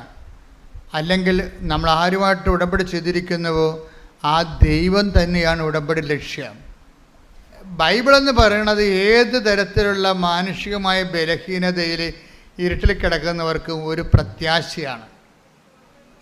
ഏത് പാപാവസ്ഥയിൽ കിടക്കുന്നവനും ഒരു പ്രത്യാശ കൊടുക്കും. എന്താണ്? അന്ധകാരത്തിൽ കിടക്കുന്നവർ ഒരു പ്രകാശം കണ്ടു. Take the word of God. സ്തുതിക്കട്ടെ. ഹല്ലേലൂയ, ഹല്ലേലൂയ, ഹല്ലേലൂയ, ഹല്ലേലൂയ, ഹല്ലേലൂയ. യേശുവേ നന്ദി. ഹല്ലേലൂയ, ഹല്ലേലൂയ, ഹല്ലേലൂയ. യേശുവേ ആരാധന. മത്തായി 4:16 ഭയങ്കരമായ ഒരു വചനമാണിത്. അതായത് മത്തായി 4:16. അന്ധകാരത്തിൽ സ്ഥിതി ചെയ്തിരുന്ന ജനങ്ങൾ പറഞ്ഞ അന്ധകാരത്തിൽ സ്ഥിതി ചെയ്തിരുന്ന ജനങ്ങൾ വലിയ പ്രകാശം കണ്ടു. മരണത്തിന്റെ മേഖലയിലും നിഴലിലും വസിച്ചിരുന്നവർക്കായി ഒരു ദീപ്തി ഉദയം ചെയ്തു. അതായത് മരണം എന്ന് പറഞ്ഞാൽ എന്താണ്? പാപം തന്നെയാണ്. പാപത്തിന്റെ ശമ്പളം മരണം. അതാണ് പാപത്തിന്റെ ശമ്പളം മരണം. സ്തുതിക്കട്ടെ. ഹല്ലേലൂയ, ഹല്ലേലൂയ, ഹല്ലേലൂയ. യേശുവേ ആരാധന, ആരാധന, ആരാധന. യേശുവേ നന്ദി, മഹത്വം, മഹത്വം. ഹല്ലേലൂയ, ഹല്ലേലൂയ, ഹല്ലേലൂയ. റോമ 6:22. റോമ 6:22. പാപത്തിന്റെ വേതനം മരണമാണ്. പാപത്തിന്റെ ശമ്പളം പറഞ്ഞേ. പാപത്തിന്റെ ശമ്പളം മരണമാണ്. മരണമാണ്. റോമയുടെ കൂടെ പാപത്തിന്റെ ശമ്പളം മരണമാണ് എന്ന് പറയുന്ന വചനത്തിന്റെ കൂടെ വായിച്ചേ. മത്തായി 4:16. മത്തായി 4:16. അന്ധകാരത്തിൽ സ്ഥിതി ചെയ്തിരുന്ന ജനങ്ങൾ വലിയ പ്രകാശം കണ്ടു. അന്ധകാരത്തിൽ സ്ഥിതി ചെയ്തിരുന്ന ജനങ്ങൾ വലിയ പ്രകാശം കണ്ടു. മരണത്തിന്റെ മേഖലയിലും മരണത്തിന്റെ മേഖല എന്ന് പറഞ്ഞാൽ എന്താണ്? അഗ്നിപർവ്വതത്തിന് താഴ്വര എന്നല്ല എൻ്റെ അർത്ഥം. പാപത്തിന്റെ മേഖലയിലെ കാര്യം എന്താണ്? പാപത്തിന്റെ ശമ്പളം മരണമാണ്. അപ്പം മരണത്തിന്റെ മേഖല എന്ന് പറഞ്ഞാൽ എന്താണ്? പാപത്തിന് ഒരു മേഖല തന്നെയുണ്ട്. പാപത്തിന് വലിയൊരു മേഖലയുണ്ട്. അപ്പോൾ ആ മേഖലയിൽ താമസിക്കുന്ന ആൾക്കാരുണ്ട് പാപത്തിന്. അപ്പോൾ ഒരു ഈ പാപത്തിൻ്റെ ഒരു സിൻ സോൺ എന്ന് പറയാവുന്ന സിൻ സോൺ എന്ന് പറയുമ്പോൾ അത് ഒരു പാപമായിട്ട് വരത്തില്ല. ഒരാളിന് ഒരു പാപം ഉണ്ടെങ്കിൽ അതിന് മുഴുവൻ ഒരു സോണിൽ തന്നെ ആ മുഴുവൻ പാപമായിരിക്കും. ഇപ്പം ഞാനൊരു സ്ഥലത്ത് ചെന്നപ്പോൾ ഇവിടെ അതിരപ്പള്ളി പണ്ട് ഞാൻ പോയിട്ടുള്ളതാണ്, 70-75 പോയിട്ടുള്ളതാണ്. അപ്പം അന്ന് പോയപ്പോൾ അവിടെയൊക്കെ എണ്ണപ്പനയില്ലേ. ഇപ്പം ചെല്ലുമ്പോൾ മുഴുവൻ എണ്ണപ്പനയാണ്. കഴിഞ്ഞ ദിവസങ്ങളിൽ കഴിഞ്ഞ 2-3 മാസം മുമ്പ് ഞാൻ പോയപ്പോൾ ആ എണ്ണപ്പനയുടെ ആ കാട്ടിക്കുടിയൊക്കെ വെറുതെ ചുമ്മാ പ്രാർത്ഥിച്ചുകൊണ്ട് പോയി. എന്താ പോയെന്ന് വെച്ചാൽ ഭയങ്കരമായൊരു കുളിർമയാണ്. അപ്പോൾ അത് ഈ പെണ്ണപ്പനയുടെ മേഖലയാണ്. ഇതുപോലെ ഒരു പനയായിട്ടൊന്നും ഉണ്ടാകത്തില്ല. പാപത്തിൻ്റെ ഒരു പനയായിട്ടുണ്ടാകത്തില്ല, ഒരു മേഖലയായിരിക്കും ഉണ്ടാകണത്. ഈ മേഖല, പാപത്തിൻ്റെ മേഖലയിൽ എന്ത് ചെയ്യണം? അവൻ വലുതാകണം, ഞാൻ ചെറുതാകണം. അപ്പം ഞാനെന്ന് പറഞ്ഞ കാര്യം അത്ര കുറച്ച് അട്ടേക്കപ്പെടക്കൂടി. അവൻ വലുതാകണം, ഞാൻ ചെറുതാകണം. യോഹന്നാൻ 3:30. യോഹന്നാൻ 3:30. അവൻ വളരുകയും. അവൻ എന്ന് പറഞ്ഞാൽ ആരാണ്? അയാള്. ഉടമ്പടിയിൽ എന്താ സംഭവിക്കേണ്ടത്? യോഹന്നാൻ 3:30 സംഭവിക്കണം. എന്താണ്? അവൻ വലുതാകുകയും ഞാൻ കുറയുകയും വേണം. അവിടെയാണ് ഒരു പ്രശ്നം. അപ്പോൾ 2 പ്രോസസ്സാണ് നടക്കുന്നത് ഒരേ സമയത്ത്. എന്താ കാര്യം? അവൻ വലുതാകുകയും ചെയ്യണം, പിന്നെ എന്താണ്? ഞാൻ കുറയുകയും ചെയ്യണം. യോഹന്നാൻ കുറയണ കാര്യമല്ല, ഞാൻ എന്ന് പറയുന്ന ഒരു സംഭവമില്ലേ. എന്താണ് ഞാനെന്ന് പറയുന്നത്? എന്താണ്? അഹം. ക്രിസ്ത്യാനിറ്റി ഒരിക്കലും അഹം ബ്രഹ്മാസ്മി എന്ന് പറയത്തില്ല. എന്താ കാര്യം? അഹത്തിന് ബ്രഹ്മാസ്മി ആകാനൊന്നും പറ്റത്തില്ല. അവിടെ ഞാനെന്ന് പറയുന്ന സംഭവമുണ്ട്. എന്താ കാര്യം? ഞാനെന്ന് പറയുന്നത് എന്താണ്? ഞാൻ, ബൈബിൾ പറയും, ഞാൻ ദുർഭകനായ മനുഷ്യൻ. ആരെങ്കിലും എന്നെ രക്ഷിച്ചാൽ മാത്രമേ ഞാൻ രക്ഷപ്പെടത്തുള്ളൂ. എന്താ കാര്യം? എന്നെക്കൊണ്ട് തന്നെ എന്നെ രക്ഷിക്കാൻ പറ്റത്തില്ല. പിന്നെ അതാണ് അത്. Take the word of God. 7:24 റോമ 7:24. ഞാൻ ദുർഭകനായ മനുഷ്യൻ. ഇതാണ് ഞാൻ എന്ന് പറയണത്. എന്താണ് ഞാൻ? എന്താണ്? ഒരു ഗതികെട്ട മനുഷ്യനാണ്. എന്താണ്? ഞാൻ ഇച്ഛിക്കുന്ന നന്മയല്ല. Take the word of God. വായിച്ചോളൂ. ഞാൻ ദുർഭകനായ മനുഷ്യൻ, മരണത്തിന് അധീനമായ ഈ ശരീരത്തിൽ നിന്ന്. അവിടെ മരണമെന്ന് പറഞ്ഞാൽ പാപമാണ് എന്ന് പറഞ്ഞാൽ ഞാൻ ദുർഭകനായ മനുഷ്യൻ. പാപത്തിന്. അപ്പം മരണത്തിന് എന്നാണ് എഴുതിയിരിക്കണമെങ്കിൽ നമുക്ക് ബൈബിളിൻ്റെ സ്പിരിറ്റ് എന്ന് പറയുന്നത് മരണമെന്ന് പറഞ്ഞ ഉടനെ പാപമെന്ന് നമ്മൾ വായിക്കേണ്ടി വരും, തർജ്ജമ ചെയ്ത് വായിക്കേണ്ടി വരും. എന്താ? ഞാൻ ദുർഭകനായ മനുഷ്യൻ. പറഞ്ഞേ, പാപത്തിന് അധീനമായ ഈ ശരീരത്തിൽ നിന്ന്. അപ്പൊ ശരീരമാണ് പ്രശ്നം. ഈ ശരീരത്തിൽ നിന്ന് എന്നെ ആര് മോചിപ്പിക്കും? ശരീരത്തിൽ നിന്ന് ആരെങ്കിലും മോചിപ്പിക്കണം. എന്താ കുഴപ്പം? എന്താണ്? എത്ര കിട്ടിയാലും പോരാ. അതാണ് പ്രശ്നം. എത്ര കിട്ടിയാലും പോരാ. ഇപ്പം ഓരോ വ്യക്തികൾ എന്താ ചെയ്യണത്? നമ്മൾ ഓരോരോ ആൾക്കാർ മലയാളത്തിൽ സംഭവിക്കണുണ്ടല്ലേ. ഇപ്പം ഞാൻ ഈ ദിവസം തമിഴ്നാട്ടിൽ പോയപ്പോൾ ഞാൻ പറഞ്ഞു, ഇവരെല്ലാം കേരളക്കാർക്ക് പഠിക്കണം തോന്നാമെന്ന് പറഞ്ഞ്. തമിഴ്നാട് കണ്ടപ്പോഴേ ഞാൻ ഇവരെല്ലാം കേരളക്കാർക്ക് പഠിക്കുകയാണ്. അതാണ് ഞാൻ ഇന്ന് നമ്മൾ അതിർത്തി പ്രദേശങ്ങളിൽ ചെന്നാൽ മനസ്സിലാകും. അതിർത്തി പ്രദേശങ്ങളിലെല്ലാം പണ്ടുണ്ടായിരുന്നത് സാധാരണ മനുഷ്യൻ ജീവിക്കാൻ പറ്റിയൊരു വീട്, അത്രേ ഉള്ളൂ. ഇപ്പോൾ അങ്ങനെയല്ല. ഇപ്പോൾ അവരെല്ലാവരും 2 നിലയും 3 നിലയും ഒക്കെ ആക്കിയിട്ടുണ്ട്. പക്ഷേ 3 നില ആക്കിയാലും കുഴപ്പമില്ല. എന്താ പ്രശ്നം? അതിൻ്റെ അകത്തൊരു 30 ആൾക്കാർ താമസിക്കുന്നുണ്ടെങ്കിൽ കുഴപ്പമില്ല. പക്ഷേ 3 പേരെ താമസിക്കുന്നുള്ളൂ 3 നിലയിൽ. അവിടെയാണ് ഈ ഞാനെന്ന് പറഞ്ഞ സാധനം വരണത്. മനസ്സിലായില്ലേ? ഇപ്പം മനസ്സിലായില്ലേ? ഇപ്പം ഞാൻ ആരാണെന്ന് മനസ്സിലായില്ലേ? ഇതിൽ നിന്ന് രക്ഷപ്പെടുത്താൻ വല്ല മാർഗമുണ്ടോ? ഇപ്പം നമ്മുടെ വീട്ടിലേക്ക് ഒരു വിരുന്നുകാർ വരികയെ, വിരുന്നുകാർ വരുമ്പോൾ എന്ന് പറഞ്ഞ് നമ്മളിങ്ങനെ 2 കൈ നീട്ടിക്കൊണ്ട് അവരുടെ വായും പൊളിച്ച്, ചുമ്മാ അഭ്യാസമാണ്. അവർക്ക് പറയാം, മലയാളിക്ക് കുറച്ച് അഭിനയം കൂടുതലാണല്ലോ, നമ്മളെല്ലാവരും ആക്ടേഴ്സ് അല്ലേ. അപ്പം ഇവർ വായും പൊളിച്ചുകൊണ്ട് ഇങ്ങനെ ഇത്ര നാളെ കണ്ടിട്ട് ഈ വഴിയൊക്കെ ആര് വെറുതെ പറഞ്ഞ അതൊക്കെ ചുമ്മാ അടിച്ചു വിടണമെന്ന് അവർക്കും അറിയാം, നമുക്കും അറിയാം. ഈ വഴിയൊക്കെ മറന്നാന്ന് ചോദിക്കുമ്പോൾ നമ്മളിങ്ങനെ ചിരിച്ചിങ്ങനെ 70mm പല്ലും കാണിച്ച് നിൽക്കല്ലേ. അപ്പോഴുണ്ട് അവർ പറയണേ, എൻ്റെ കൊച്ച്, എൻ്റെ ഇളയമ, എൻ്റെ കൊച്ച് മറന്നു. ഞാനോർത്ത് അതാണ് നമ്മുടെ വീടെന്നും പറഞ്ഞു. ഞാൻ കുറേ നാളായല്ലേ ഇവിടെ വന്നിട്ട്, 10-12 കൊല്ലം. ഞാനോർത്ത് അതാണെന്നും പറഞ്ഞ് ആ വീട്ടിൽ കയറി, കാറുള്ള വീട്ടിൽ കയറി ചെന്നു. ഇവിടെ വീട്ടിൽ കാറില്ല. അപ്പോൾ അവിടെ ഇവരുടെ വീടാണെന്നും പറഞ്ഞ് അവിടെ കയറി ചെന്ന് പറയുമ്പോൾ തന്നെ ഇവിടെ ഈ 70mm അങ്ങനെ അതിനെ കൊട്ടി അടച്ച് തീർന്ന പരിപാടി. ഇതാണ് ഞാനെന്ന് പറഞ്ഞ സാധനം. മനസ്സിലായില്ലേ? എന്ന് വെച്ചാൽ അവർ എന്നെയും തമ്മിൽ നീ തുലനം ചെയ്തിട്ടില്ലേ. അപ്പം ഞാൻ അവരല്ലെന്ന് പറയുമ്പോൾ എനിക്കെന്തോ കുറവുണ്ടെന്നല്ലേ ഭർത്താവ്. വീട് മാറി കയറിയെന്നാ പറയണവേ.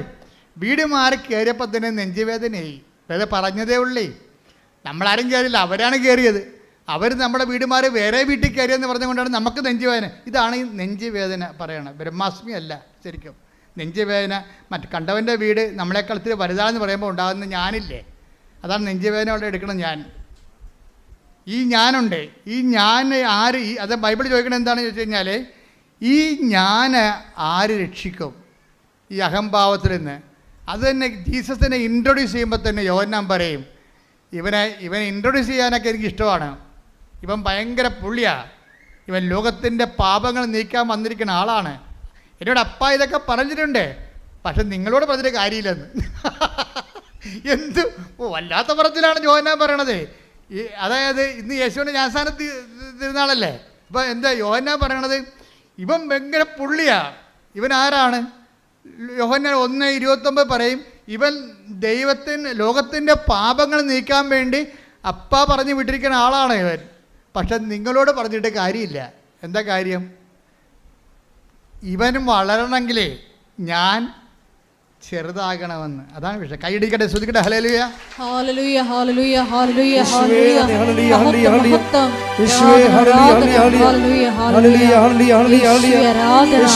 ഹല്ലേലൂയ, നമ്മുടെ കാലത്ത് നമ്മൾ നിരീക്ഷിക്കേണ്ട ഒരു പാപം എന്താണ്? പാപത്തിൻ്റെ മേഖല. പാപം ഒറ്റയ്ക്ക് നിൽക്കത്തില്ല. ഞാൻ എന്നുള്ള സംഭവം നിലയ്ക്കുള്ള കാലം ആ ഞാൻ ഉണ്ടാക്കുന്ന റിസൾട്ടിൽ പാപത്തിൻ്റെ ഒരു മേഖല ഉണ്ടാകും. അതാണ് അന്ധകാരത്തിൽ സ്ഥിതി ചെയ്തിരുന്ന ജനം ഒരു പ്രകാശം കണ്ടു എന്ന് 4:16 പറയുമ്പോൾ, മരണത്തിൻ്റെ നിഴൽ വീണ മേഖലയിൽ താമസിക്കുന്നവർ, മരണത്തിൻ്റെ നിഴൽ വീണ മേഖലയാണ്. ഇപ്പോൾ ഒരു പാപമായിട്ട് ഒരാൾക്കുണ്ടാകത്തില്ല. അതിലേറ്റവും വലിയ പാപം നിങ്ങൾ ഓർക്കും സെക്സാണെന്ന് വിചാരിക്കും. ബൈബിൾ സെക്സിനല്ല പ്രാധാന്യം കൊടുക്കുന്നത്. 6ാമത്തെ സ്ഥാനമേ സെക്സിനുള്ളൂ. നമ്മൾ പറഞ്ഞ് സെക്സ് ഒന്നാക്കിയതാണ്. മനസ്സിലായില്ലേ? കാര്യം ബൈബിളിൽ സെക്സ് എന്ന് പറഞ്ഞ സംഭവത്തിന് 6ാമത്തെ സ്ഥാനമേ ഉള്ളൂ. കാരണം 6ാമത്തെ കൽപ്പനയാണ് വ്യഭിചാരം ചെയ്തതെന്നുള്ളത്. വ്യഭിചാരം ചെയ്തെന്നുള്ള 6ാമത്തെ കൽപ്പനയാണ്, 1ാമത്തെ കൽപ്പന അല്ല. 1ാമത്തെ കൽപ്പന ആരാണ്? വേറെ ഒരു ഞാനുണ്ടെന്നാണ് പറയണത്. എന്താണ്? നിന്റെ കർത്താവ് ദൈവം ഞാനാകുന്നു. കൈയടിക്കട്ടെ, ശ്രദ്ധിക്കട്ടെ. ഹല്ലേലൂയ, ഹല്ലേലൂയ, ഹല്ലേലൂയ, ശ്രദ്ധിക്കട്ടെ. ഹല്ലേലൂയ, ശ്രദ്ധിക്കട്ടെ. ഹല്ലേലൂയ. പുറപ്പാട് 20:3 ഞാനല്ലാതെ വേറെ ദേവന്മാർ മറ്റൊരു ദേവന്മാർ നിനക്കുണ്ടാകരുത്. അതാണ് ഞാൻ.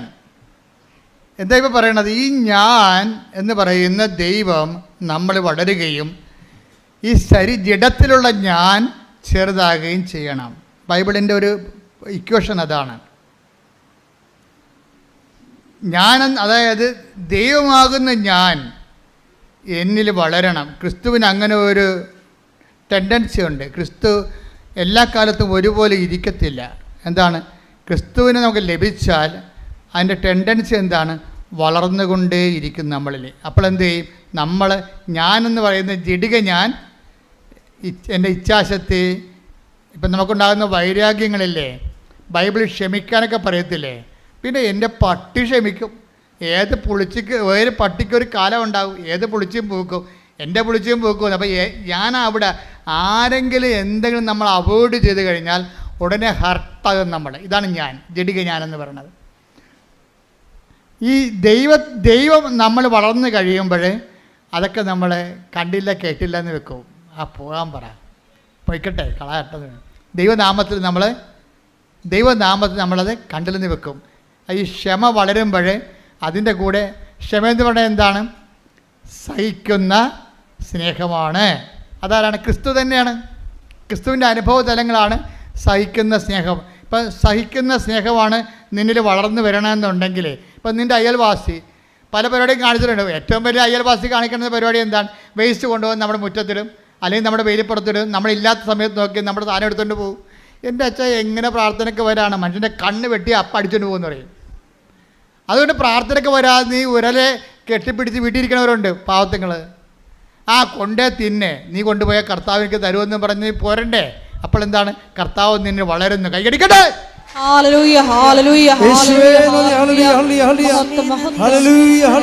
അപ്പോൾ യോഹന്നാനോട് പറഞ്ഞേ, വേറെ ഒരുത്തൻ നമ്മുടെ കൂടെ ജോർദാൻ്റെ അക്കരെ ഉണ്ടായിരുന്ന ആളില്ലേ, അങ്ങേരും നിന്നെപ്പോലെ ജ്ഞാനസ്ഥാനം കൊടുക്കാൻ തുടങ്ങിയെന്ന് പറഞ്ഞ്. കർത്താവിന് വാസ്തവത്തിൽ ജ്ഞാനസ്ഥാനം ആരെ കൊടുക്കേണ്ട ഒരു കാര്യമില്ല.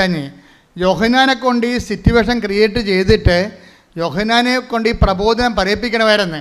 അതിനുവേണ്ടിയാണ് ഒരു ജ്ഞാനസ്ഥാനം കൊണ്ട് കൊടുത്തത് കർത്താവ്. അപ്പോൾ യോഹന്നാൻ കർത്താവ് ജ്ഞാനസ്ഥാനം കൊടുക്കുന്ന പരിശുദ്ധാത്മാവിലാണ്, വെള്ളത്തിലല്ല, പശ്ചാത്താപത്തിൽ ജ്ഞാനസ്ഥാനമല്ല. അത് ഏൽപ്പിച്ചിരിക്കുന്ന യോഹന്നാനെയാണ്. എന്നിട്ടും കർത്താവ് ജ്ഞാനസ്ഥാനം കൊടുത്തത് ഈ സിറ്റുവേഷൻ ക്രിയേറ്റ് ചെയ്യുകയാണ്. എന്താണ്?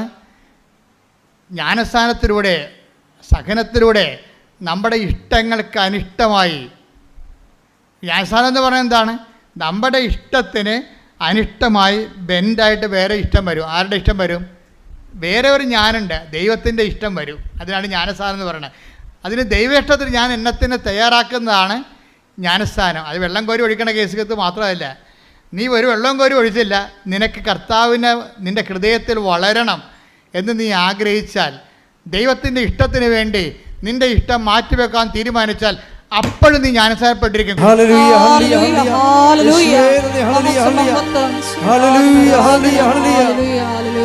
എന്താ ജ്ഞാനസ്ഥാനം എന്ന് പറയണത്?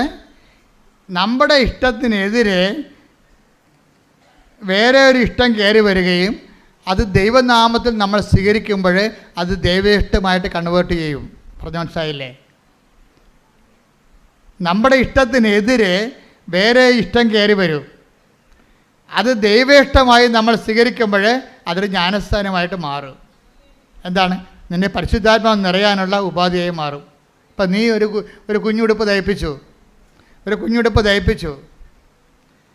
കുറച്ച് പൊട്ട് വാങ്ങിച്ച് വെച്ച്, കുറച്ച് കരിമഷി മേടിച്ച് വെച്ചു, കുറച്ച് കരിവളം മേടിച്ച് വെച്ചു. അപ്പോൾ നീ ഉടനെ പ്രഗ്നൻ്റ് ആണുള്ള അമ്മയാണെങ്കിൽ പറയും, എൻ്റെ കുഞ്ഞുവാ വരുമ്പോൾ ഞാൻ ആരുടെയും കൊതി തട്ടാതിരിക്കാൻ വേണ്ടി കരിവള ഇടിക്കും. വല്ല കാര്യമുണ്ടോ? കരിവള അന്ധവിശ്വാസമാണ്. നമ്മുടെ കരിവള ഇടാത്ത വല്ലവരും ഉണ്ടാ? എന്താ കരിവള കണ്ണ് തട്ടാതിരിക്കാൻ വേണ്ടിയിട്ടതാണ് സംഭവം. എൻ്റെ കുഞ്ഞിനെ വേറെ ആരെയും നോക്കരുതെന്ന്. എൻ്റെ കുഞ്ഞ് പറ്റിയിട്ടില്ലേ? ഞാൻ എൻ്റെ വരവ് കണ്ടില്ലേ? എൻ്റെ കുഞ്ഞിനെ വേറെ ആരും നോക്കരുത്, ആരും കണ്ണ് തട്ടരുത്. അതുകൊണ്ട് കരിവള ഇട്ടിട്ട് കരിമഷ കണ്ണൊക്കെ ഇങ്ങനെ എന്ത് ചില കുഞ്ഞുങ്ങളെ കാണുമ്പോൾ പ്രാകൃത വേഷമാണ്. ഞാൻ ചോദിക്കും, നീ തന്നെ ഇത് പറ്റതാണോന്ന് ചോദിക്കും. പക്ഷേ അമ്മ തന്നെ അത് മിടുക്കിയായിരിക്കണം. കൊച്ചാണെങ്കിൽ മൊത്തം കരിവാരി തേച്ച് എന്നാൽ കണ്ണ് തട്ടാതിരിക്കാൻ വേണ്ടി ചെയ്തിരിക്കുകയാണ്. എൻ്റെ കുഞ്ഞിന് കണ്ണ് തട്ടരുതെന്ന്. അങ്ങനെ തന്നെയാണ് എൻ്റെ കുഞ്ഞ് മറ്റു കുഞ്ഞുങ്ങളെപ്പോലെ ആവരുത്, അങ്ങോട്ട് പോരുത്, അവിടെ പോയി കളിക്കരുത്, അവർ ചീത്ത പിള്ളേരാണ് എന്ന് പറഞ്ഞുകൊണ്ട് ഈ തള്ള അവർ സ്ക്രൂ ചെയ്തിട്ട് ഈ കുഞ്ഞിനെ വേറെ ഒരു പണ്ടാരമായിട്ട് വളർത്തിക്കൊണ്ട് വരും. വേറെ സാധനം, മറ്റുള്ളവരുടെ അരിശം, പുച്ഛം. കാര്യം ഇവരുടെ പുച്ഛവും അരിശവും ഒക്കെ കുഞ്ഞിനങ്ങോട്ട് കൊടുക്കും. ഇതാണ് ഞാനെന്ന് പറയുന്നത്. ഈ ഞാൻ ചെറുതാകണമെന്നാണ് പറയണത്. ഇത് വെച്ചോണ്ട് ഉടമ്പടി മുന്നോട്ട് പോകത്തില്ല. മനസ്സിലായില്ലേ? ഇപ്പം എന്താണ് ഉടമ്പടി പറഞ്ഞത്? എന്താണ്? അവൻ വലുതാകണം. അവന് എല്ലാ മനുഷ്യരെയും വെറുപ്പില്ല ആരോടും. ചുങ്കക്കാരോട് പറയും, മത്തായി കൂടെ വന്നാൽ പറയില്ല, നിൻ്റെ കൂടെ ഞാൻ ഇരുന്ന് ഭക്ഷണം കഴിക്കണതേ 10 മനുഷ്യരെ കാണണം. അതാണ് പ്രശ്നം. കണ്ണ് നിറഞ്ഞു പോകും കർത്താവിൻ്റെ കളി കണ്ടു കഴിഞ്ഞാൽ. ചുങ്കക്കാരൻ അബോമിനൽ പേഴ്സണാണ്. ചുങ്കക്കാരന് എല്ലാവർക്കും പുച്ഛമാണ്. ഇവരെ കാണുന്നതിന് അവർ തുപ്പും. ഉടനെ അവനെ വിളിച്ച് പറയും, നിന്നെക്കൊണ്ട് കുറച്ച് പണി ദൈവത്തിനുണ്ട്, അത് ഞാൻ ചെയ്യിക്കും, നീ എൻ്റെ ചരിത്രം എഴുതും. പക്ഷേ അതിക്ക് മുമ്പ് നിന്നെ ഒന്ന് വയറ്റ് വാഷ് ചെയ്യാറുണ്ട് എനിക്ക്. ഞാൻ ഇന്ന് നിൻ്റെ വീട്ടിൽ ഭക്ഷണം കഴിക്കും. സഖ്യഭൂഷണൻ പറഞ്ഞു, നീയും ചുങ്കക്കാരനാണ്, നിന്നെക്കുറിച്ച് അഭിപ്രായ വ്യത്യാസമുണ്ട് നാട്ടിൽ.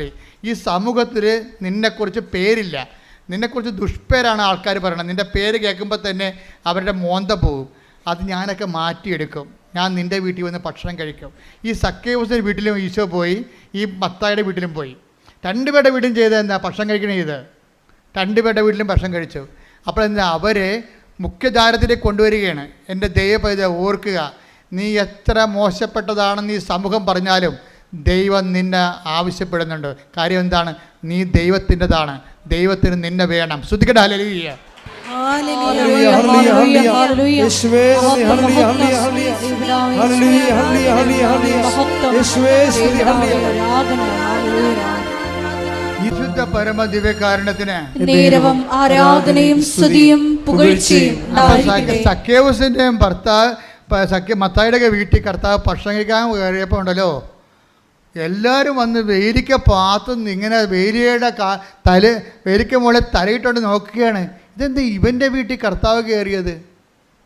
ഇവൻ്റെ വീട്ടിൽ നിന്ന് എങ്ങനെ കർത്താവ് ഭക്ഷണം കഴിക്കണമെന്ന് കേട്ടപ്പോഴേ ആൾക്കാർക്കെല്ലാം മനസ്സിലായി സക്കേവൂസും മത്തായിനെയും ദൈവം സ്നേഹിക്കുന്നുണ്ട് എന്ന് മനസ്സിലായി. അപ്പോഴേ അവിടെ നിന്ന് ആൾക്കാരൊക്കെ പറയും, നിങ്ങളും വാ എന്ന് വേലിക്ക ഇങ്ങനെ തലപൊക്കി നിൽക്കുന്ന ആൾക്കാരൊക്കെ വിളിക്കും മത്തായിയുടെ വീട്ടിൽ നിന്ന്. അവരും വന്ന്, അവർ പണ്ട് മത്തായിനെ പുച്ഛിച്ച ആൾക്കാരൊക്കെയാണ്, അവരും വന്ന് അവിടെ കൊണ്ടുവന്ന് ഭക്ഷണം കഴിച്ചിട്ട് ഇവരെ ഈ സ്നേഹത്തിൻ്റെ മുഖ്യധാരയെ കൊണ്ടുവരും. സ്നേഹത്തിൻ്റെ മുഖ്യധാരയെ കൊണ്ടുവരും. സക്കേവൂസിനാണെങ്കിൽ വല്ലാത്ത, രണ്ടുപേരും പറഞ്ഞ്, മത്തായി പറഞ്ഞ്, കർത്താവേ എനിക്ക് പണി വേണ്ട കേട്ടോ, നിൻ്റെ സ്നേഹം ഉണ്ടെങ്കിൽ നിൻ്റെ തന്നെ മതി, ഞാൻ നിൻ്റെ കൂടെ വല്ല എഴുത്തും കുത്തുമായിട്ട് നടന്നേക്കാം. അങ്ങനെ മത്തായി കൂടെ പോന്നു. സക്കേവൂസ് പറഞ്ഞ, കർത്താവേ എന്നെ ജനത്തിന് എന്നെ വേണ്ട, ജനത്തിന് എന്നെ പുച്ഛമാണ്, ജനത്തിന് എന്നെ വൈരാഗ്യമാണ്. പക്ഷേ ഈ ജനം കണ്ട, ഈ ജനങ്ങളൊക്കെ നോക്കി നിൽക്കുമ്പോൾ നീ എൻ്റെ വീട്ടിൽ നിന്ന് ഭക്ഷണം കഴിച്ചില്ലേ, എനിക്കത് മതി, എനിക്ക് പിന്നെ ഈ സ്വത്തെന്തിനാ, എല്ലാം ഞാൻ കളയുകയാണ്, എത്ര വേണമെങ്കിലും ഞാൻ കൊടുക്കാം. എന്താണ്? നീ എന്നിട്ട് വളർന്നാൽ മതി, ഞാൻ ചെറുതായാൽ മതി എന്ന്. കണ്ട സക്കേവൂസിനെ കണ്ട? ശ്രുതികട്ടെ ഹല്ലേലൂയ, ഹല്ലേലൂയ, ഹല്ലേലൂയ. യേശുവേ വലിയ വചന വെളിപാടിന് നന്ദി പറയുന്നു. ഹല്ലേലൂയ, ഹല്ലേലൂയ, ഹല്ലേലൂയ. മഹത്വം, മഹത്വം, ആരാധന. ഹല്ലേലൂയ, ഹല്ലേലൂയ. സ്നേഹമില്ലേ, എല്ലാവരോടും കാണിക്കുന്നൊരു സ്നേഹമുണ്ട്, ആരെയും എഴുതി തള്ളത്തില്ല. നീ ഒരു ഭയങ്കരമായ നിൻ്റെ സമൂഹവും സഭയും ഒക്കെ നിന്നെ ഇങ്ങനെ മാർജിനലൈസ് ചെയ്താലും കർത്താവ് മാർജിനലൈസ് ചെയ്യത്തില്ല. നിനക്കൊരു അവസരം തരും, നിനക്കൊരു ദിവസം തരും, നിനക്കൊരു ദിവസം ഉണ്ട്, അത് നിൻ്റെ രക്ഷയുടെ ദിവസമാണെന്ന് പറഞ്ഞുകൊണ്ട് കർത്താവ് വെയിറ്റ് ചെയ്യും. എത്ര കാലം വേണമെങ്കിലും കർത്താവ് നിനക്ക് വേണ്ടി വെയിറ്റ് ചെയ്യും. നിനക്ക് വേണ്ടി എത്ര കാലം വേണ്ടി വെയിറ്റ് ചെയ്യാനൊരു ദൈവം ഉണ്ടപ്പോൾ നീ എന്തിനാ വിഷമിക്കേണ്ട? ദൈവം പോയതല്ലേ? ശ്രുതികട്ടെ ഹല്ലേലൂയ, ഹല്ലേലൂയ, ഹല്ലേലൂയ, ഹല്ലേലൂയ. മഹത്വം, മഹത്വം, ആരാധന. ഹല്ലേലൂയ, ഹല്ലേലൂയ. യേശുവേ നന്ദി, യേശുവേ. എല്ലാവരും പറയുവേ, എൻ്റെ ഒരു പഴയ സ്നേഹിതനാണ്, ഇപ്പം ഞങ്ങൾ കണ്ടുമുട്ടിയിട്ട് കുറേ നാളായി. അതാണ് സംഭവം. അതായത് ഇപ്പോൾ അവർ നമ്മൾ കമ്മ്യൂണിക്കേഷൻ ഇല്ല. വാട്സപ്പൊക്കെ എടുത്ത് നോക്കുമ്പോഴേ പണ്ട് എന്നാ വിളിച്ചത്, 2022 ഒരു മെസ്സേജ് വന്നതാണ്. ഇപ്പം ഞങ്ങൾ തമ്മിൽ കോണ്ടാക്റ്റ് ഒന്നും ഇല്ല. പക്ഷേ ഇപ്പം ഇത് നിൻ്റെ വിഷയമായത് കൊണ്ട് ഞാനൊന്ന് പറഞ്ഞു നോക്കാം, ചിലപ്പോൾ ശരിയാവും, ചിലപ്പോൾ ശരിയാകത്തില്ലെന്ന് പറയും. പക്ഷേ അങ്ങനെ ഒരു പഴയ സ്നേഹത്തിൻ്റെ ഓൾഡ് സ്റ്റോക്ക് എന്നില്ലേ നമുക്കൊക്കെ ഉണ്ട്. പക്ഷേ ദൈവത്തിൻ്റെ സ്നേഹത്തിൻ്റെ ഓൾഡ് സ്റ്റോക്കില്ല. അത് എപ്പോഴെന്ന് പറയും, നമുക്കൊക്കെ ഉണ്ട്. എൻ്റെ ഒരു പഴയ സ്നേഹിതയായിരുന്നു, ഞങ്ങൾ ഒരുമിച്ച് പഠിച്ചതാണ്, ഇപ്പം എവിടെയാണോ ആവോ. നമ്മളങ്ങനെയല്ല പറയണത്. എൻ്റെ ഒരു പഴയ സ്നേഹിതയായിരുന്നു, കോളേജിൽ ഞങ്ങൾ ഒരുമിച്ചുണ്ടായിരുന്നു, ഇപ്പം എവിടെയാണോ ആവോ എന്നാണ് നമ്മൾ പറയണത്. പക്ഷേ ദൈവം പറയത്തില്ല, എനിക്ക് പണ്ടൊരു സ്നേഹിത ഉണ്ടായിരുന്നു, ഇപ്പം എവിടെയാണോ ആവോ. അങ്ങനെ ദൈവം നിന്നോട് പറയത്തില്ല. ദൈവം പറയും, ഇപ്പോഴും എൻ്റെ കൂടെ ഉണ്ടെന്ന്. അതാണ് പറയുന്നത്, ഓരോ പ്രഭാതത്തിലും അവൻ്റെ നിന്നോടുള്ള സ്നേഹം പുതിയതാണെന്ന്. ശ്രുതികട്ടെ ഹല്ലേലൂയ, ഹല്ലേലൂയ, ഹല്ലേലൂയ, ഹല്ലേലൂയ. വിലാപങ്ങൾ 3:22, 23. വിലാപങ്ങൾ വിലപിച്ചുകൊണ്ട് പ്രവാചകൻ പറയണത് എന്താണെന്ന് നോക്കിയേ. കർത്താവിന്റെ സ്നേഹം ഒരിക്കലും അസ്തമിക്കുന്നില്ല. പറഞ്ഞ കർത്താവിന്റെ സ്നേഹം ഒരിക്കലും അസ്തമിക്കുന്നില്ല. അവിടുത്തെ കാരുണ്യം അവസാനിക്കുന്നില്ല. ഓരോ പ്രഭാതത്തിലും അത് പുതിയതാണ്. അവിടുത്തെ വിശ്വസ്തത ഉന്നതമാണ്. കണ്ടില്ലേ, ഉടമ്പടി വിശ്വസ്തത എന്ന് പറയുന്നത് എന്താണ്? അവിടുത്തെ വിശ്വസ്തത അചഞ്ചലമാണ്. എന്ന് വെച്ചാൽ നീ ഉടമ്പടി ഇട്ടും പോയാലും നിൻ്റെ ദൈവം നിൻ്റെ ഉടമ്പടി ഇട്ടു പോകത്തില്ല. മനസ്സിലായില്ലേ? നീ ഉടമ്പടി ഇട്ടു പോയാലും നിൻ്റെ ഉടമ്പടി, നിന്നോട് ദൈവം ചെയ്ത ഉടമ്പടി വിട്ടുപോകത്തില്ല. അപ്പം നിങ്ങളാരും പറയരുത് പണ്ട് ഞാൻ ഉടമ്പടിയിലായിരുന്നു ഇപ്പം അല്ലെന്ന് പറയരുത്. കർത്താവ് പറയും ഇപ്പോഴും ആണെന്ന് പറയും. കാര്യം എന്താണ്? എനിക്ക് നിന്നോടുള്ള സ്നേഹം ഓരോ പ്രഭാതത്തെയും പുതിയതാണ്. കൈയടിക്കട്ടെ. ഹല്ലേലൂയ ഹല്ലേലൂയ ഹല്ലേലൂയ ഹല്ലേലൂയ യേശുവേ നന്ദി, ഹല്ലേലൂയ, ഹല്ലേലൂയ. ആരാധന ഹല്ലേലൂയ ഹല്ലേലൂയ യേശുവേ ആരാധന, ആരാധന, ആരാധന. ഹല്ലേലൂയ, ഹല്ലേലൂയ, ഹല്ലേലൂയ. മഹത്വം. ഈ ദൈവസ്നേഹം ഉണ്ടല്ലോ മക്കളെ, ഈ ദൈവസ്നേഹം ഇപ്പം നിങ്ങൾ കേട്ടില്ലേ, മനസ്സിലായില്ലേ? പാപത്തേക്കാൾ വലുതാണ് ദൈവത്തിൻ്റെ സ്നേഹം. അപ്പോൾ ദൈവത്തിൻ്റെ സ്നേഹത്തേക്കാൾ വലുതാണ് പാപമെന്ന് പറയരുത്. എന്താണ്? പാപത്തേക്കാൾ വലുതാണ് ദൈവത്തിൻ്റെ സ്നേഹം. ഉടമ്പടി ഉദ്ഘോഷിക്കുന്നത് അതാണ്. ഈ പാപത്തേക്കാൾ വലുതായ ദൈവത്തിൻ്റെ സ്നേഹത്തിൻ്റെ പരിധിയിലാണ് നീ നിൽക്കണത്. നീ ഔട്ട് ഓഫ് റേഞ്ച് അല്ല. പിശാചാണ് പറഞ്ഞത് നീ ഔട്ട് ഓഫ് റേഞ്ച് ആണെന്ന്. നീ ഔട്ട് ഓഫ് റേഞ്ച് അല്ല. വചനം പറഞ്ഞത് എന്താണ്?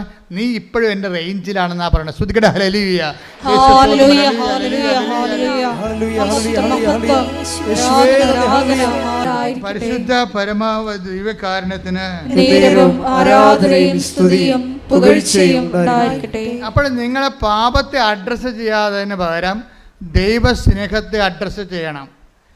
അതിൻ്റെ ഫലം എന്താണ്? സ്നേഹത്തിൻ്റെ ഫലം എന്താണ്?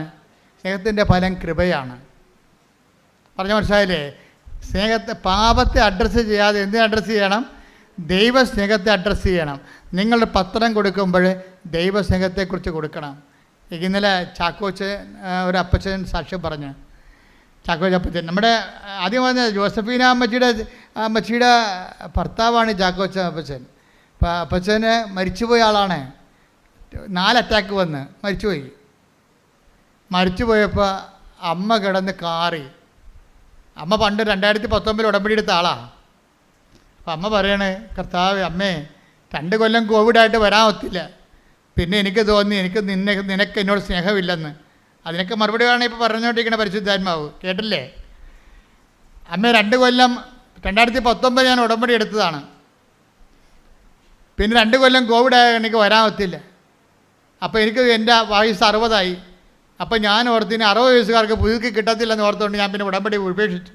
എൻ്റെ തിരി തീർന്ന്, എൻ്റെ ഉപ്പ് തീർന്ന്, എൻ്റെ അകപ്പാടെ ഉള്ളത് എൻ്റെ കാശുരൂപം മാത്രം. അമ്മേ, ഈ ഉടമ്പടി ഇപ്പോഴും നിലനിൽക്കുന്നുണ്ടെങ്കിൽ, ഈ കാശുരൂപത്തിൽ ഇപ്പോഴും നിൻ്റെ ശക്തി ഉണ്ടെങ്കിൽ എൻ്റെ മരിച്ചുപോയ ഭർത്താവ് തിരിച്ചു വരണം.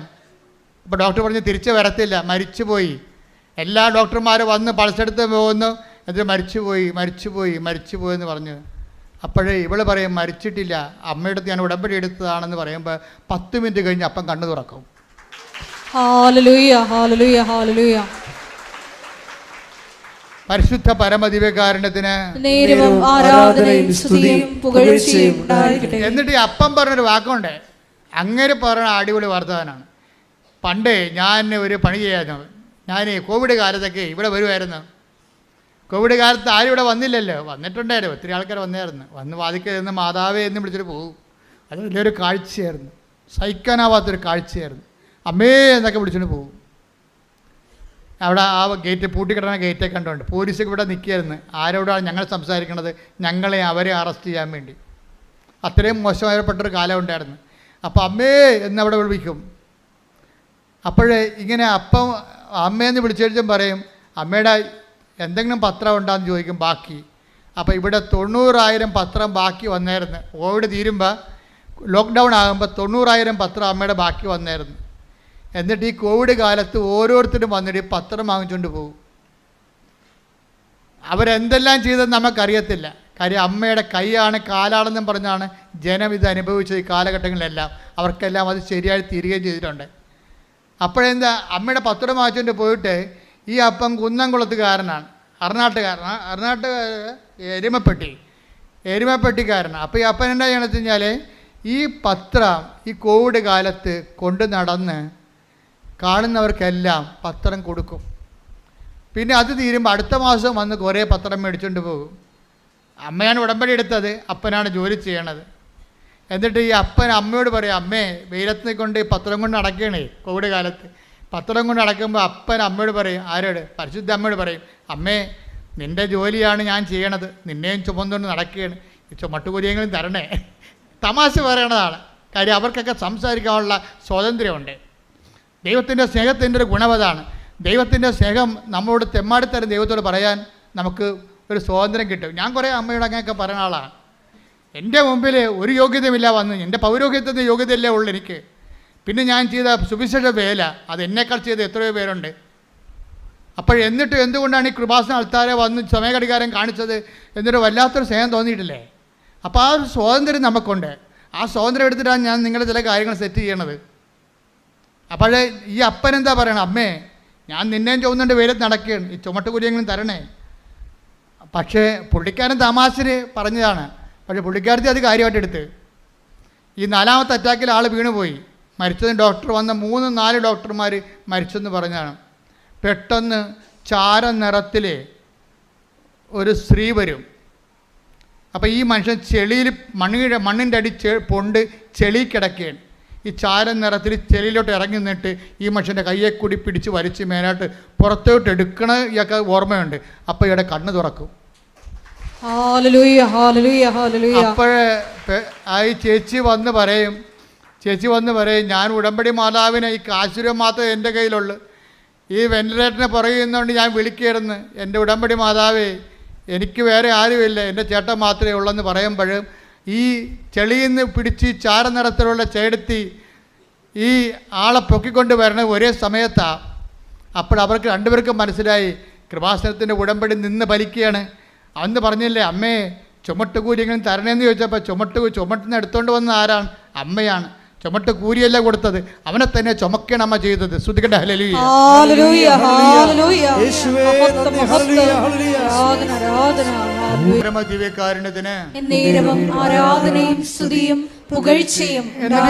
ചാക്കോപ്പച്ചൻ പറയുന്ന സാക്ഷ്യം ഞങ്ങൾ ഇന്ന് അപ്പ് ചെയ്യും കേട്ടോ, നിങ്ങളത് കേൾക്കണം. ഭയങ്കര സാക്ഷ്യമാണ്. അമ്മച്ചി പല രീതിയിൽ പറയുന്നുണ്ടെങ്കിൽ അപ്പൻ്റെ സാക്ഷ്യം ഭയങ്കര ഇടിച്ചു മുഴക്കി നിൽക്കണം. അമ്മയുടെയും കൊള്ളാം, നമുക്ക് വേറെ ചില അനുഭവങ്ങളുണ്ട്, അതുകൊണ്ടാണ് അവരാദ്യം പറയണത്. പക്ഷേ എന്ത് സംഭവിച്ചാൽ അപ്പം പറഞ്ഞ വേറൊരു കാര്യമുണ്ട്. ഞാൻ ഈ കോവിഡ് കാലത്തും അല്ലാത്ത കാലത്തുമൊക്കെ എവിടെയെങ്കിലും കൃപാസനം പത്രം ഏതെങ്കിലും പള്ളിയിലോ അല്ലെങ്കിൽ പൊതുസ്ഥലത്തോ ഇരിക്കണ കണ്ട ഞാൻ എൻ്റെ അമ്മയെന്നും പറഞ്ഞ് എടുത്തുകൊണ്ട് പോകുമെന്ന് പോയിട്ട് ഞാൻ എല്ലാവർക്കും കൊടുക്കും. എന്നിട്ട് ഞാൻ അവരെക്കുറിച്ച് അമ്മയെക്കുറിച്ച് പറയും അവരോട്. എൻ്റെ മക്കളെ അത് എപ്പോഴും ഇന്നലെ ഒരു യൂത്ത് ഇവിടെ സാക്ഷ്യം പറഞ്ഞ്, അതായത് എൻ്റെ ഒരു സ്ഥിരം പരിപാടി എന്ന് പറയണത് ആരെ കണ്ടാലും ഞാൻ അമ്മയെക്കുറിച്ച് പറയും, ദൈവത്തെക്കുറിച്ച് പറയും. ഞാൻ ബസ്സിൽ വെച്ച് കണ്ടാലും എനിക്ക് തോന്നും ദൈവത്തെക്കുറിച്ച് അവരോട് പറയണമെന്ന് തോന്നും. ഇത് ശരിക്കും പറഞ്ഞാൽ നിങ്ങൾ ഓർക്കുക, അതായത് നിങ്ങൾക്ക് അങ്ങനെ ആരെ കണ്ടാലും ദൈവത്തെക്കുറിച്ച് പറയണം അല്ലെങ്കിൽ ദൈവത്തിൻ്റെ അടയാളങ്ങളെക്കുറിച്ച് പറയണം എന്ന് തോന്നിയാൽ അതിൻ്റെ അർത്ഥം എന്താണെന്നറിയാവോ? നിങ്ങൾ അനുഗ്രഹത്തിൻ്റെ കാലം കഴിഞ്ഞു എന്നതിൻ്റെ അർത്ഥം. പിന്നെ എന്താ കാലം? നിങ്ങൾക്ക് കൃപയുടെ കാലം തുടങ്ങി. കൃപ വരുമ്പോഴാണ് മറ്റുള്ളവരോട് ദൈവത്തെക്കുറിച്ച് പറയാൻ തോന്നണതെന്നാണ് ബൈബിൾ പറയണത്. Take the word of God. ശ്രുതികട അല്ലെങ്കിൽ 14:26 ശ്രുതികട നടപടി പുസ്തകം 14:26. അപ്പോസ്തല പ്രവർത്തനങ്ങൾ 14:26. അവിടെ നിന്ന് അന്ത്യോക്യയിലേക്ക് കപ്പൽ കയറി തങ്ങൾ നിർവഹിച്ച ദൗത്യത്തിന് ആവശ്യമായിരുന്ന ദൈവകൃപയ്ക്ക് അവർ ഭരമേൽപ്പിക്കപ്പെട്ടത് അവിടെ വെച്ചാണല്ലോ. അപ്പോൾ അവരെ ഏൽപ്പിച്ച ദൗത്യം എന്ന് പറയുന്നത് എന്താണ്? ക്രിസ്തുവിനെ കൈമാറുന്നതാണ്. ഒരാൾ ആ ക്രിസ്തുവിനെ കൈമാറുന്നതിന് എന്താ നമുക്ക് വേണ്ടത്? അനുഗ്രഹമല്ല വേണ്ടത്, അത് ഫിസിക്കൽ ഫേവേഴ്സാണ്. നമ്മുടെ ബോഡിക്ക് മാത്രമേ ഉപകരിക്കാൻ പറ്റത്തുള്ളൂ. ക്രിസ്തുവിനെ കൈമാറ്റാൻ വേണ്ട ദൈവശക്തിയാണ് വേണ്ടത്. അതിനെന്ത് വേണം? ദൈവസ്നേഹവും ദൈവശക്തിയും. കാര്യം ദൈവശക്തി ഉണ്ടാകത്തില്ല പെട്ടെന്ന്. ദൈവസ്നേഹം ഒരാളുടെ വ്യക്തിയിൽ വർദ്ധിക്കുമ്പോഴാണ് ദൈവശക്തി അപ്ലോഡ് ചെയ്യണത്. അതെപ്പോഴും ഓർത്തേക്കണം. അപ്പോൾ നിങ്ങൾ ലക്ഷ്യം വെക്കേണ്ടത് എന്തിനാണ്? ദൈവസ്നേഹത്തിനാണ് ലക്ഷ്യം വെക്കേണ്ടത്. എന്ത് ചെയ്താലും ഏത് ദൗത്യം ചെയ്താലും കർത്താവേ നിൻ്റെ സ്നേഹത്തെ നിറയാൻ ഇത് ഉപാധിയാക്കണമെന്ന് പ്രാർത്ഥിക്കണം. കർത്താവേ നിന്റെ സ്നേഹത്തിൽ നിറയാൻ, നിന്റെ സ്നേഹത്തിൽ നിറയുവാൻ എന്റെ ഉടമ്പടി പ്രവർത്തനങ്ങളെ നീ ഉപാധിയാക്കിക്കൊണ്ട് നിന്റെ സ്നേഹത്താൽ നിറഞ്ഞുകൊണ്ട് നിന്റെ കൃപയുടെ പ്രയോക്താക്കളാക്കാൻ എന്നെ അനുഗ്രഹിക്കണമേ. അപ്പൊ ദൈവത്തിന് കൈമാറാൻ തുടങ്ങുമ്പോൾ, ഇപ്പം നിങ്ങൾക്ക് ഒരു പത്രം കൊടുക്കാൻ സന്തോഷം തോന്നിയാൽ അപ്പോൾ ഓർക്കുക ദൈവകൃപയിലേക്ക് നിങ്ങൾ പ്രവേശിച്ചെന്ന്. മനസ്സിലായില്ലേ? അതുവരെ ഇപ്പം നിങ്ങളുടെ IELTS പാസ്സായ അനുഗ്രഹമാണത്, 10 വിത്തല്ല അനുഗ്രഹമാണത്, നിങ്ങളുടെ കല്യാണം നടന്ന അനുഗ്രഹമാണത്, നിങ്ങളുടെ ജോലി കിട്ടിയ അനുഗ്രഹമാണത്. പക്ഷേ നിങ്ങൾക്ക് കർത്താവിന് കൈമാറാൻ തോന്നിയാൽ അത് കൃപയാണ്. കൈയടിക്കട്ടെ. ഹല്ലേലൂയ, ഹല്ലേലൂയ, ഹല്ലേലൂയ. മഹത്വം, ആരാധന, ആരാധന, ഹല്ലേലൂയ.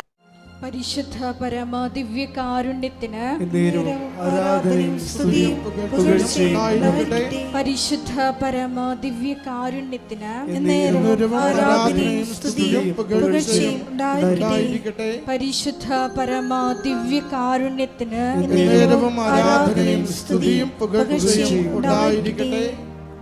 ദിവ്യകാരുണ്യനാഥ, സാക്ഷ്യങ്ങളിലൂടെ ഞങ്ങളോട് സംസാരിച്ച ദൈവസ്നേഹത്തിന് ഞങ്ങൾ നന്ദി പറയുന്നു.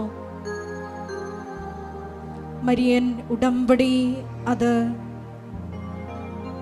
നമ്മൾ ഓരോരുത്തരും ദൈവത്തോട് ചെയ്യുന്ന വലിയ വാഗ്ദാനമാണ്. അത് നിത്യതയോളം നിലനിൽക്കുന്നു.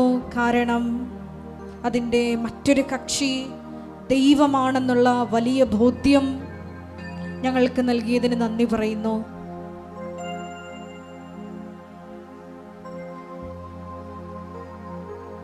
ചാക്കോ എന്ന വലിയ അപ്പച്ചൻ്റെ സാക്ഷ്യം ഞങ്ങൾ ശ്രവിക്കുകയായിരുന്നു.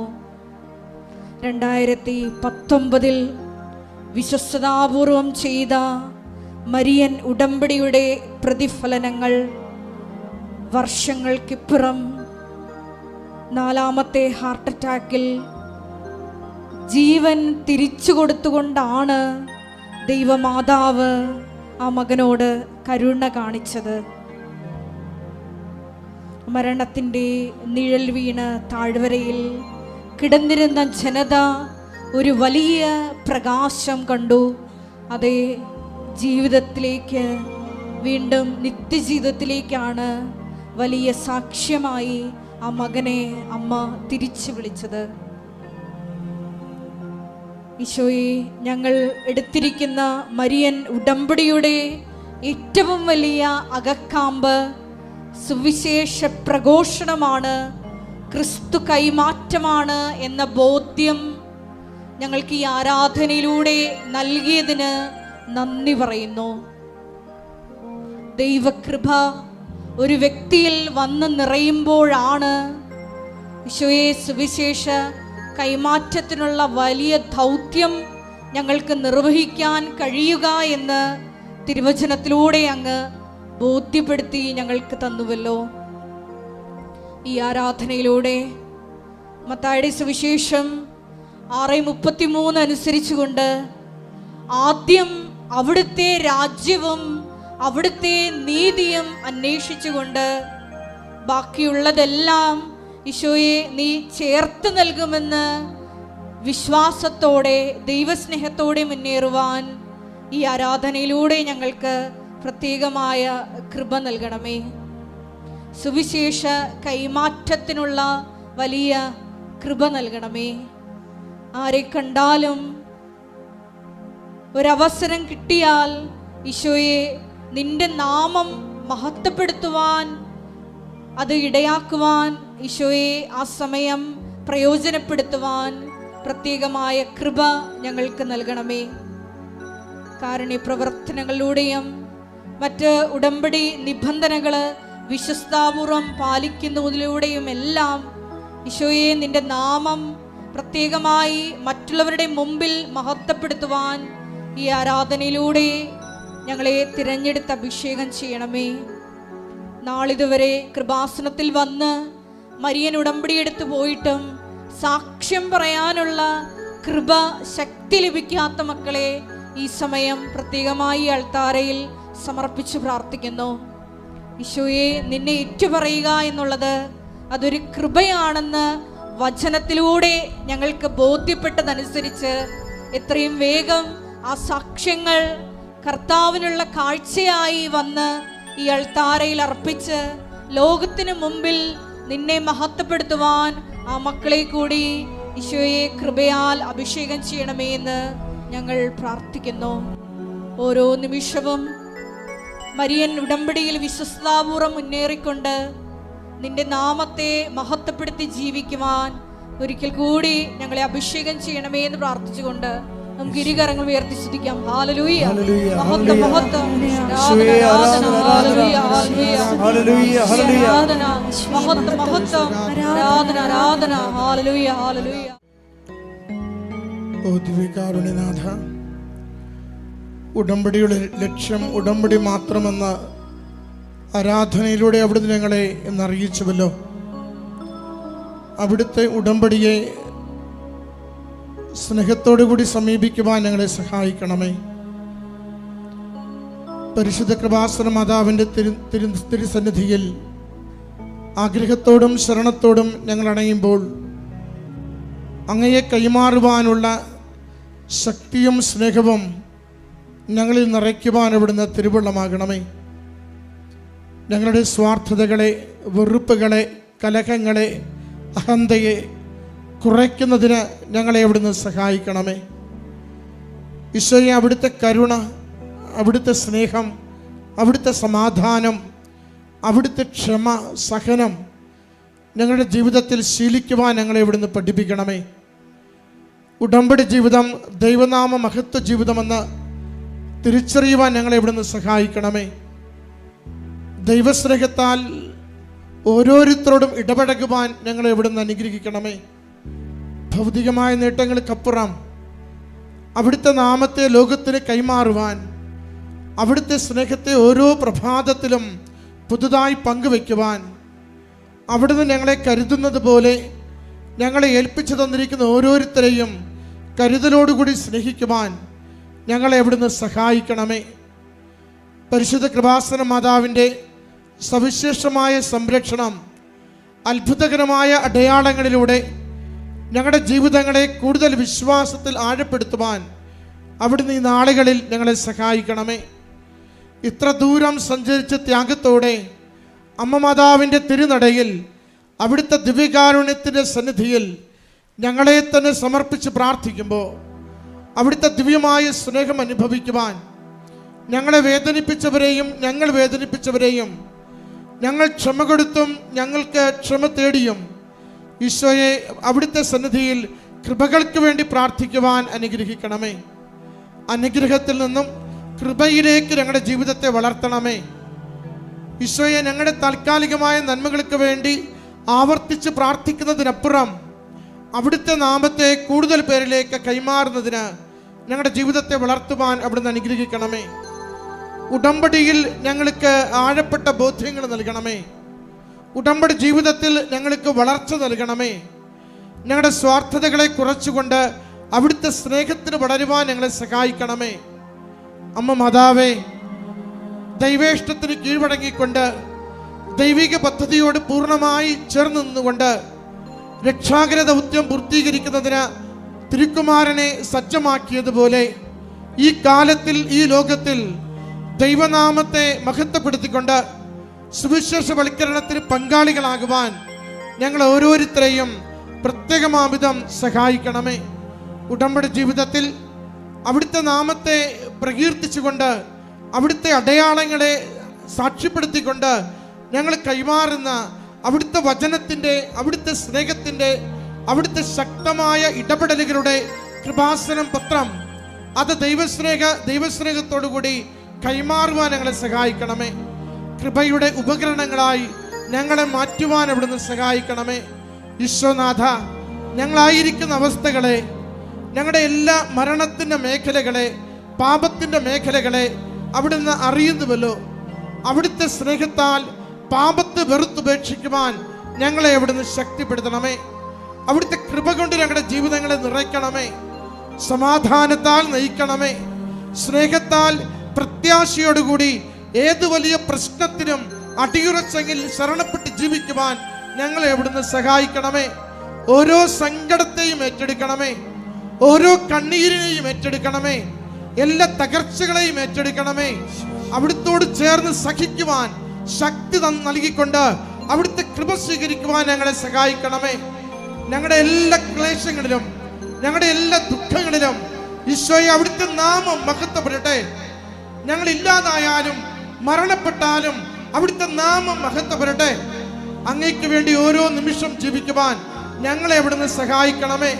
പ്രയോജനരഹിതരായ ദാസന്മാരെ പോലെ ഉത്തരവാദിത്തങ്ങൾ നിർവഹിച്ചുകൊണ്ട് ദൈവനാമത്തെ പ്രകീർത്തിക്കുന്നതിന് വേണ്ടി ഈ ഉടമ്പടി ജീവിതം ഉപയോഗിക്കുവാൻ ഞങ്ങളെ അവിടുന്ന് സഹായിക്കണമേ. ഈശോയെ, ഈ നിമിഷങ്ങളിൽ ഞങ്ങളുടെ ആത്മശരീരങ്ങളിലൂടെ മനസ്സുകളിലൂടെ കടന്നു പോകുന്ന ഓരോ നിയോഗത്തിന്റെ മേലും ഞങ്ങൾ ആഗ്രഹിച്ച് പ്രാർത്ഥിക്കുന്ന എല്ലാ അപേക്ഷകളുടെ മേലും അവിടുത്തെ ആശീർവാദത്തിന്റെ വലതുകരം വിരിക്കണമേ. ഈശോയെ, അവിടുത്തെ സ്നേഹിക്കുവാൻ ഞങ്ങളെ സഹായിക്കണമേ. ഈശോയെ, അവിടുത്തെ കൃപ നിറയും വിധം അവിടുത്തെ ശക്തി നിറയുവാൻ അവിടുന്ന് സഹായിക്കണമേ.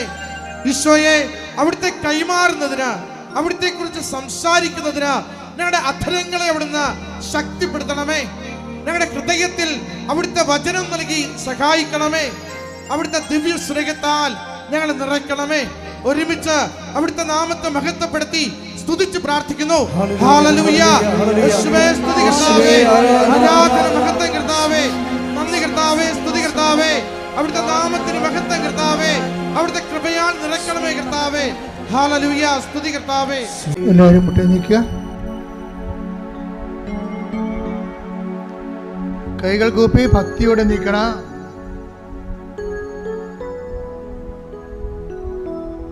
വലിയ അഭിഷേകം കൊണ്ട് കർത്താവ് നിങ്ങൾ നിറക്കുന്ന സമയമാണ്. നിങ്ങളുടെ രോഗങ്ങൾ അതെന്ത് തന്നെയായാലും കർത്താവ് ഏറ്റെടുക്കുന്ന സമയമാണ്. നിങ്ങളുടെ ഹൃദയഭാരങ്ങൾ നിങ്ങൾക്കെല്ലാവർക്കും കർത്താവിൻ്റെ അടുത്താരെ കയറി ഉശിരോടെ സാക്ഷ്യം പറയാൻ പറ്റുന്ന ഒരു ദിവസം സമ്മാനമായി ദൈവം നിങ്ങൾക്ക് തരും. നമുക്ക് സന്തോഷത്തോടെ അമ്മയുടെ മാധ്യസ്ഥത്തിന് നമ്മളതിനെ സമർപ്പിക്കാം.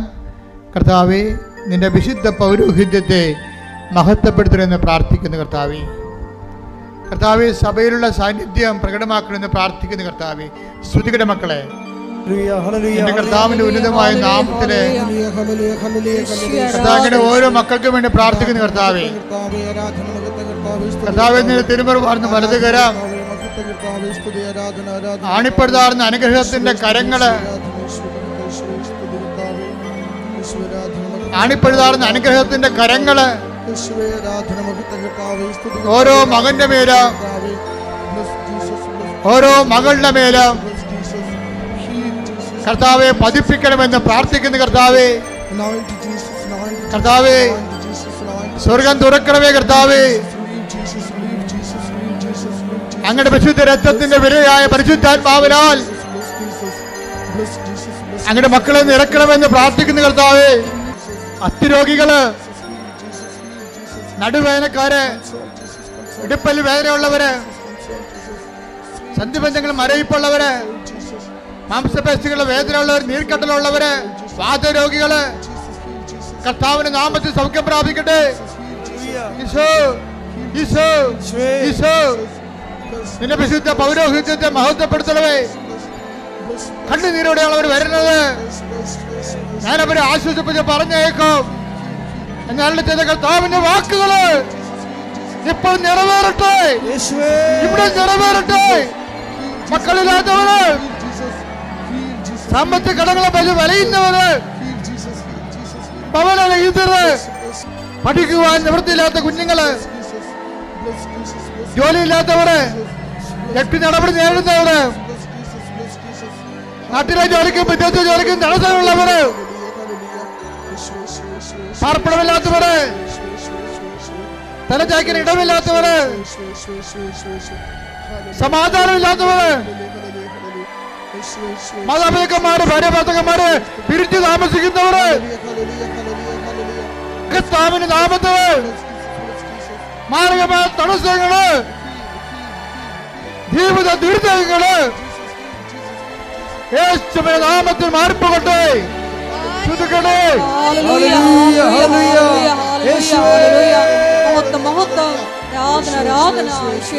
സുഖപ്പെട്ടുകൊണ്ട് നാമത്തെ ആരാധനയിലൂടെ നിന്റെ ജീവിതത്തിന്റെ അവസ്ഥകള് ഈശോയെ ഏൽപ്പിച്ച് പരിശുദ്ധ അമ്മയുടെ മാധ്യസ്ഥത്തില് അമ്മ മാതാവ് പ്രത്യക്ഷപ്പെട്ടിട്ട് ഒരു പ്രത്യേക പ്രാർത്ഥനാരൂപം നൽകണത് ലോകത്തിൽ ഇവിടെ മാത്രമാണെന്ന് ഓർക്കണം. അതുകൊണ്ട് തന്നെ നീ എടുത്തിരിക്കുന്ന ഉടമ്പടിയിൽ സത്യസന്ധയോടെ ജീവിക്കാൻ ആവശ്യമായ കൃപയ്ക്ക് വേണ്ടി ഇടിമുഴക്കം പോലെ ശ്രദ്ധിക്കട്ടെ. ഹല്ലേലൂയ ഹല്ലേലൂയ ഹല്ലേലൂയ ഹല്ലേലൂയ. മഹത്വം മഹത്വം. ഈശോയെ അധിക കൃപ. എല്ലാവരും വീണ്ടും നിങ്ങളുടെ ഉടമ്പടിയുടെ അവശേഷിക്കുന്ന വിശേഷങ്ങൾ പരിശുദ്ധയുടെ മാധ്യസ്ഥത ദിവ്യകാരുണ്യത്തിൽ സമർപ്പിക്കുന്ന ദൈവികമായ നിമിഷമാണ്. ഓൺലൈനിലുള്ളവരും പ്രാർത്ഥിച്ച് സമർപ്പിക്കുക.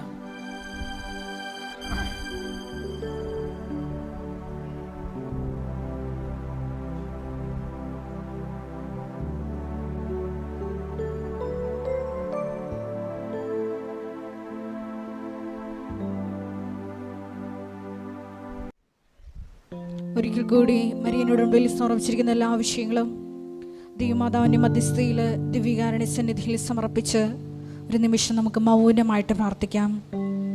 ഈശോയെ, ക്രിസ്തു കൈമാറ്റത്തിന്, ഈശോയെ ലോകത്തിന് കൊടുക്കുവാൻ പരിശുദ്ധ അമ്മയെ പോലെ ഞങ്ങളെയും ഈശോയെ തിരഞ്ഞെടുക്കണമേ, തിരഞ്ഞെടുത്ത് അഭിഷേകം ചെയ്യണമേ എന്ന് പ്രാർത്ഥിച്ചുകൊണ്ട് ശിരസ്സ് നമിച്ച് നമുക്ക് ദിവ്യകാരുണ്യനാഥൻ്റെ ആശീർവാദം സ്വീകരിക്കാം.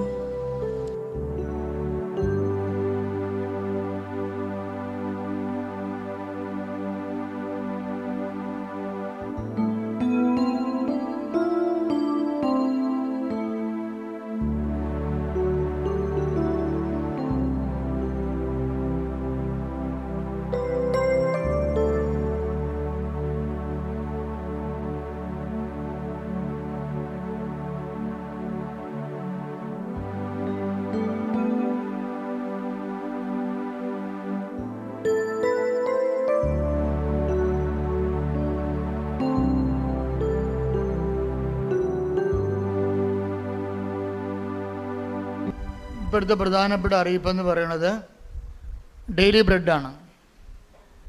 എല്ലാ ദിവസവും 5:30 മണിക്ക് അച്ഛൻ നിങ്ങളുടെ കൂടെ പ്രത്യക്ഷീകരണ പ്രാർത്ഥന അവർ കൈമാറുന്നത്. അതുപോലെ തന്നെ ആയിരക്കണക്കിന് മനുഷ്യർ ഷെയർ ചെയ്യുന്നുണ്ട്. എല്ലാ ദിവസവും അത് ചെയ്യണം. നിങ്ങൾ ചിലർ അത് കാത്തിരിക്കുന്നുണ്ട്, നിങ്ങളത് ഷെയർ ചെയ്ത് കിട്ടാൻ വേണ്ടി. അപ്പോൾ വലിയൊരു സുവിശേഷ വേല ചെയ്തുകൊണ്ട് 5:30 മണിക്ക് നമ്മൾ എഴുന്നേൽക്കുകയാണ്. 5:30 മണിക്കുള്ള ആദ്യത്തെ സുവിശേഷ വേലയാണ് ഇതിൻ്റെ സ്റ്റാറ്റസ് ഇടുന്നതും ഇത് ഷെയർ ചെയ്യുന്നത്. വെറും 12 മിനിറ്റേ ഉള്ളൂ. നമ്മുടെ പത്രത്തിൻ്റെ, ഈ പ്രാവശ്യത്തെ പത്രത്തിൻ്റെ, ജനുവരി മാസത്തെ പത്രത്തിൻ്റെ 5-ാം പേജിൽ ഇതിൻ്റെ വിശദാംശങ്ങളുണ്ട്. നിങ്ങൾ പത്രം കൊടുക്കുന്നവർ അത് പറഞ്ഞു കൊടുക്കണം. ഈ പത്രത്തിൻ്റെ 5-ാം പേജിൽ ഡെയിലി ബ്രെഡ് എന്ന വലിയ ശുശ്രൂഷയുണ്ട്. രാവിലെ 5:30-ക്കാണ്.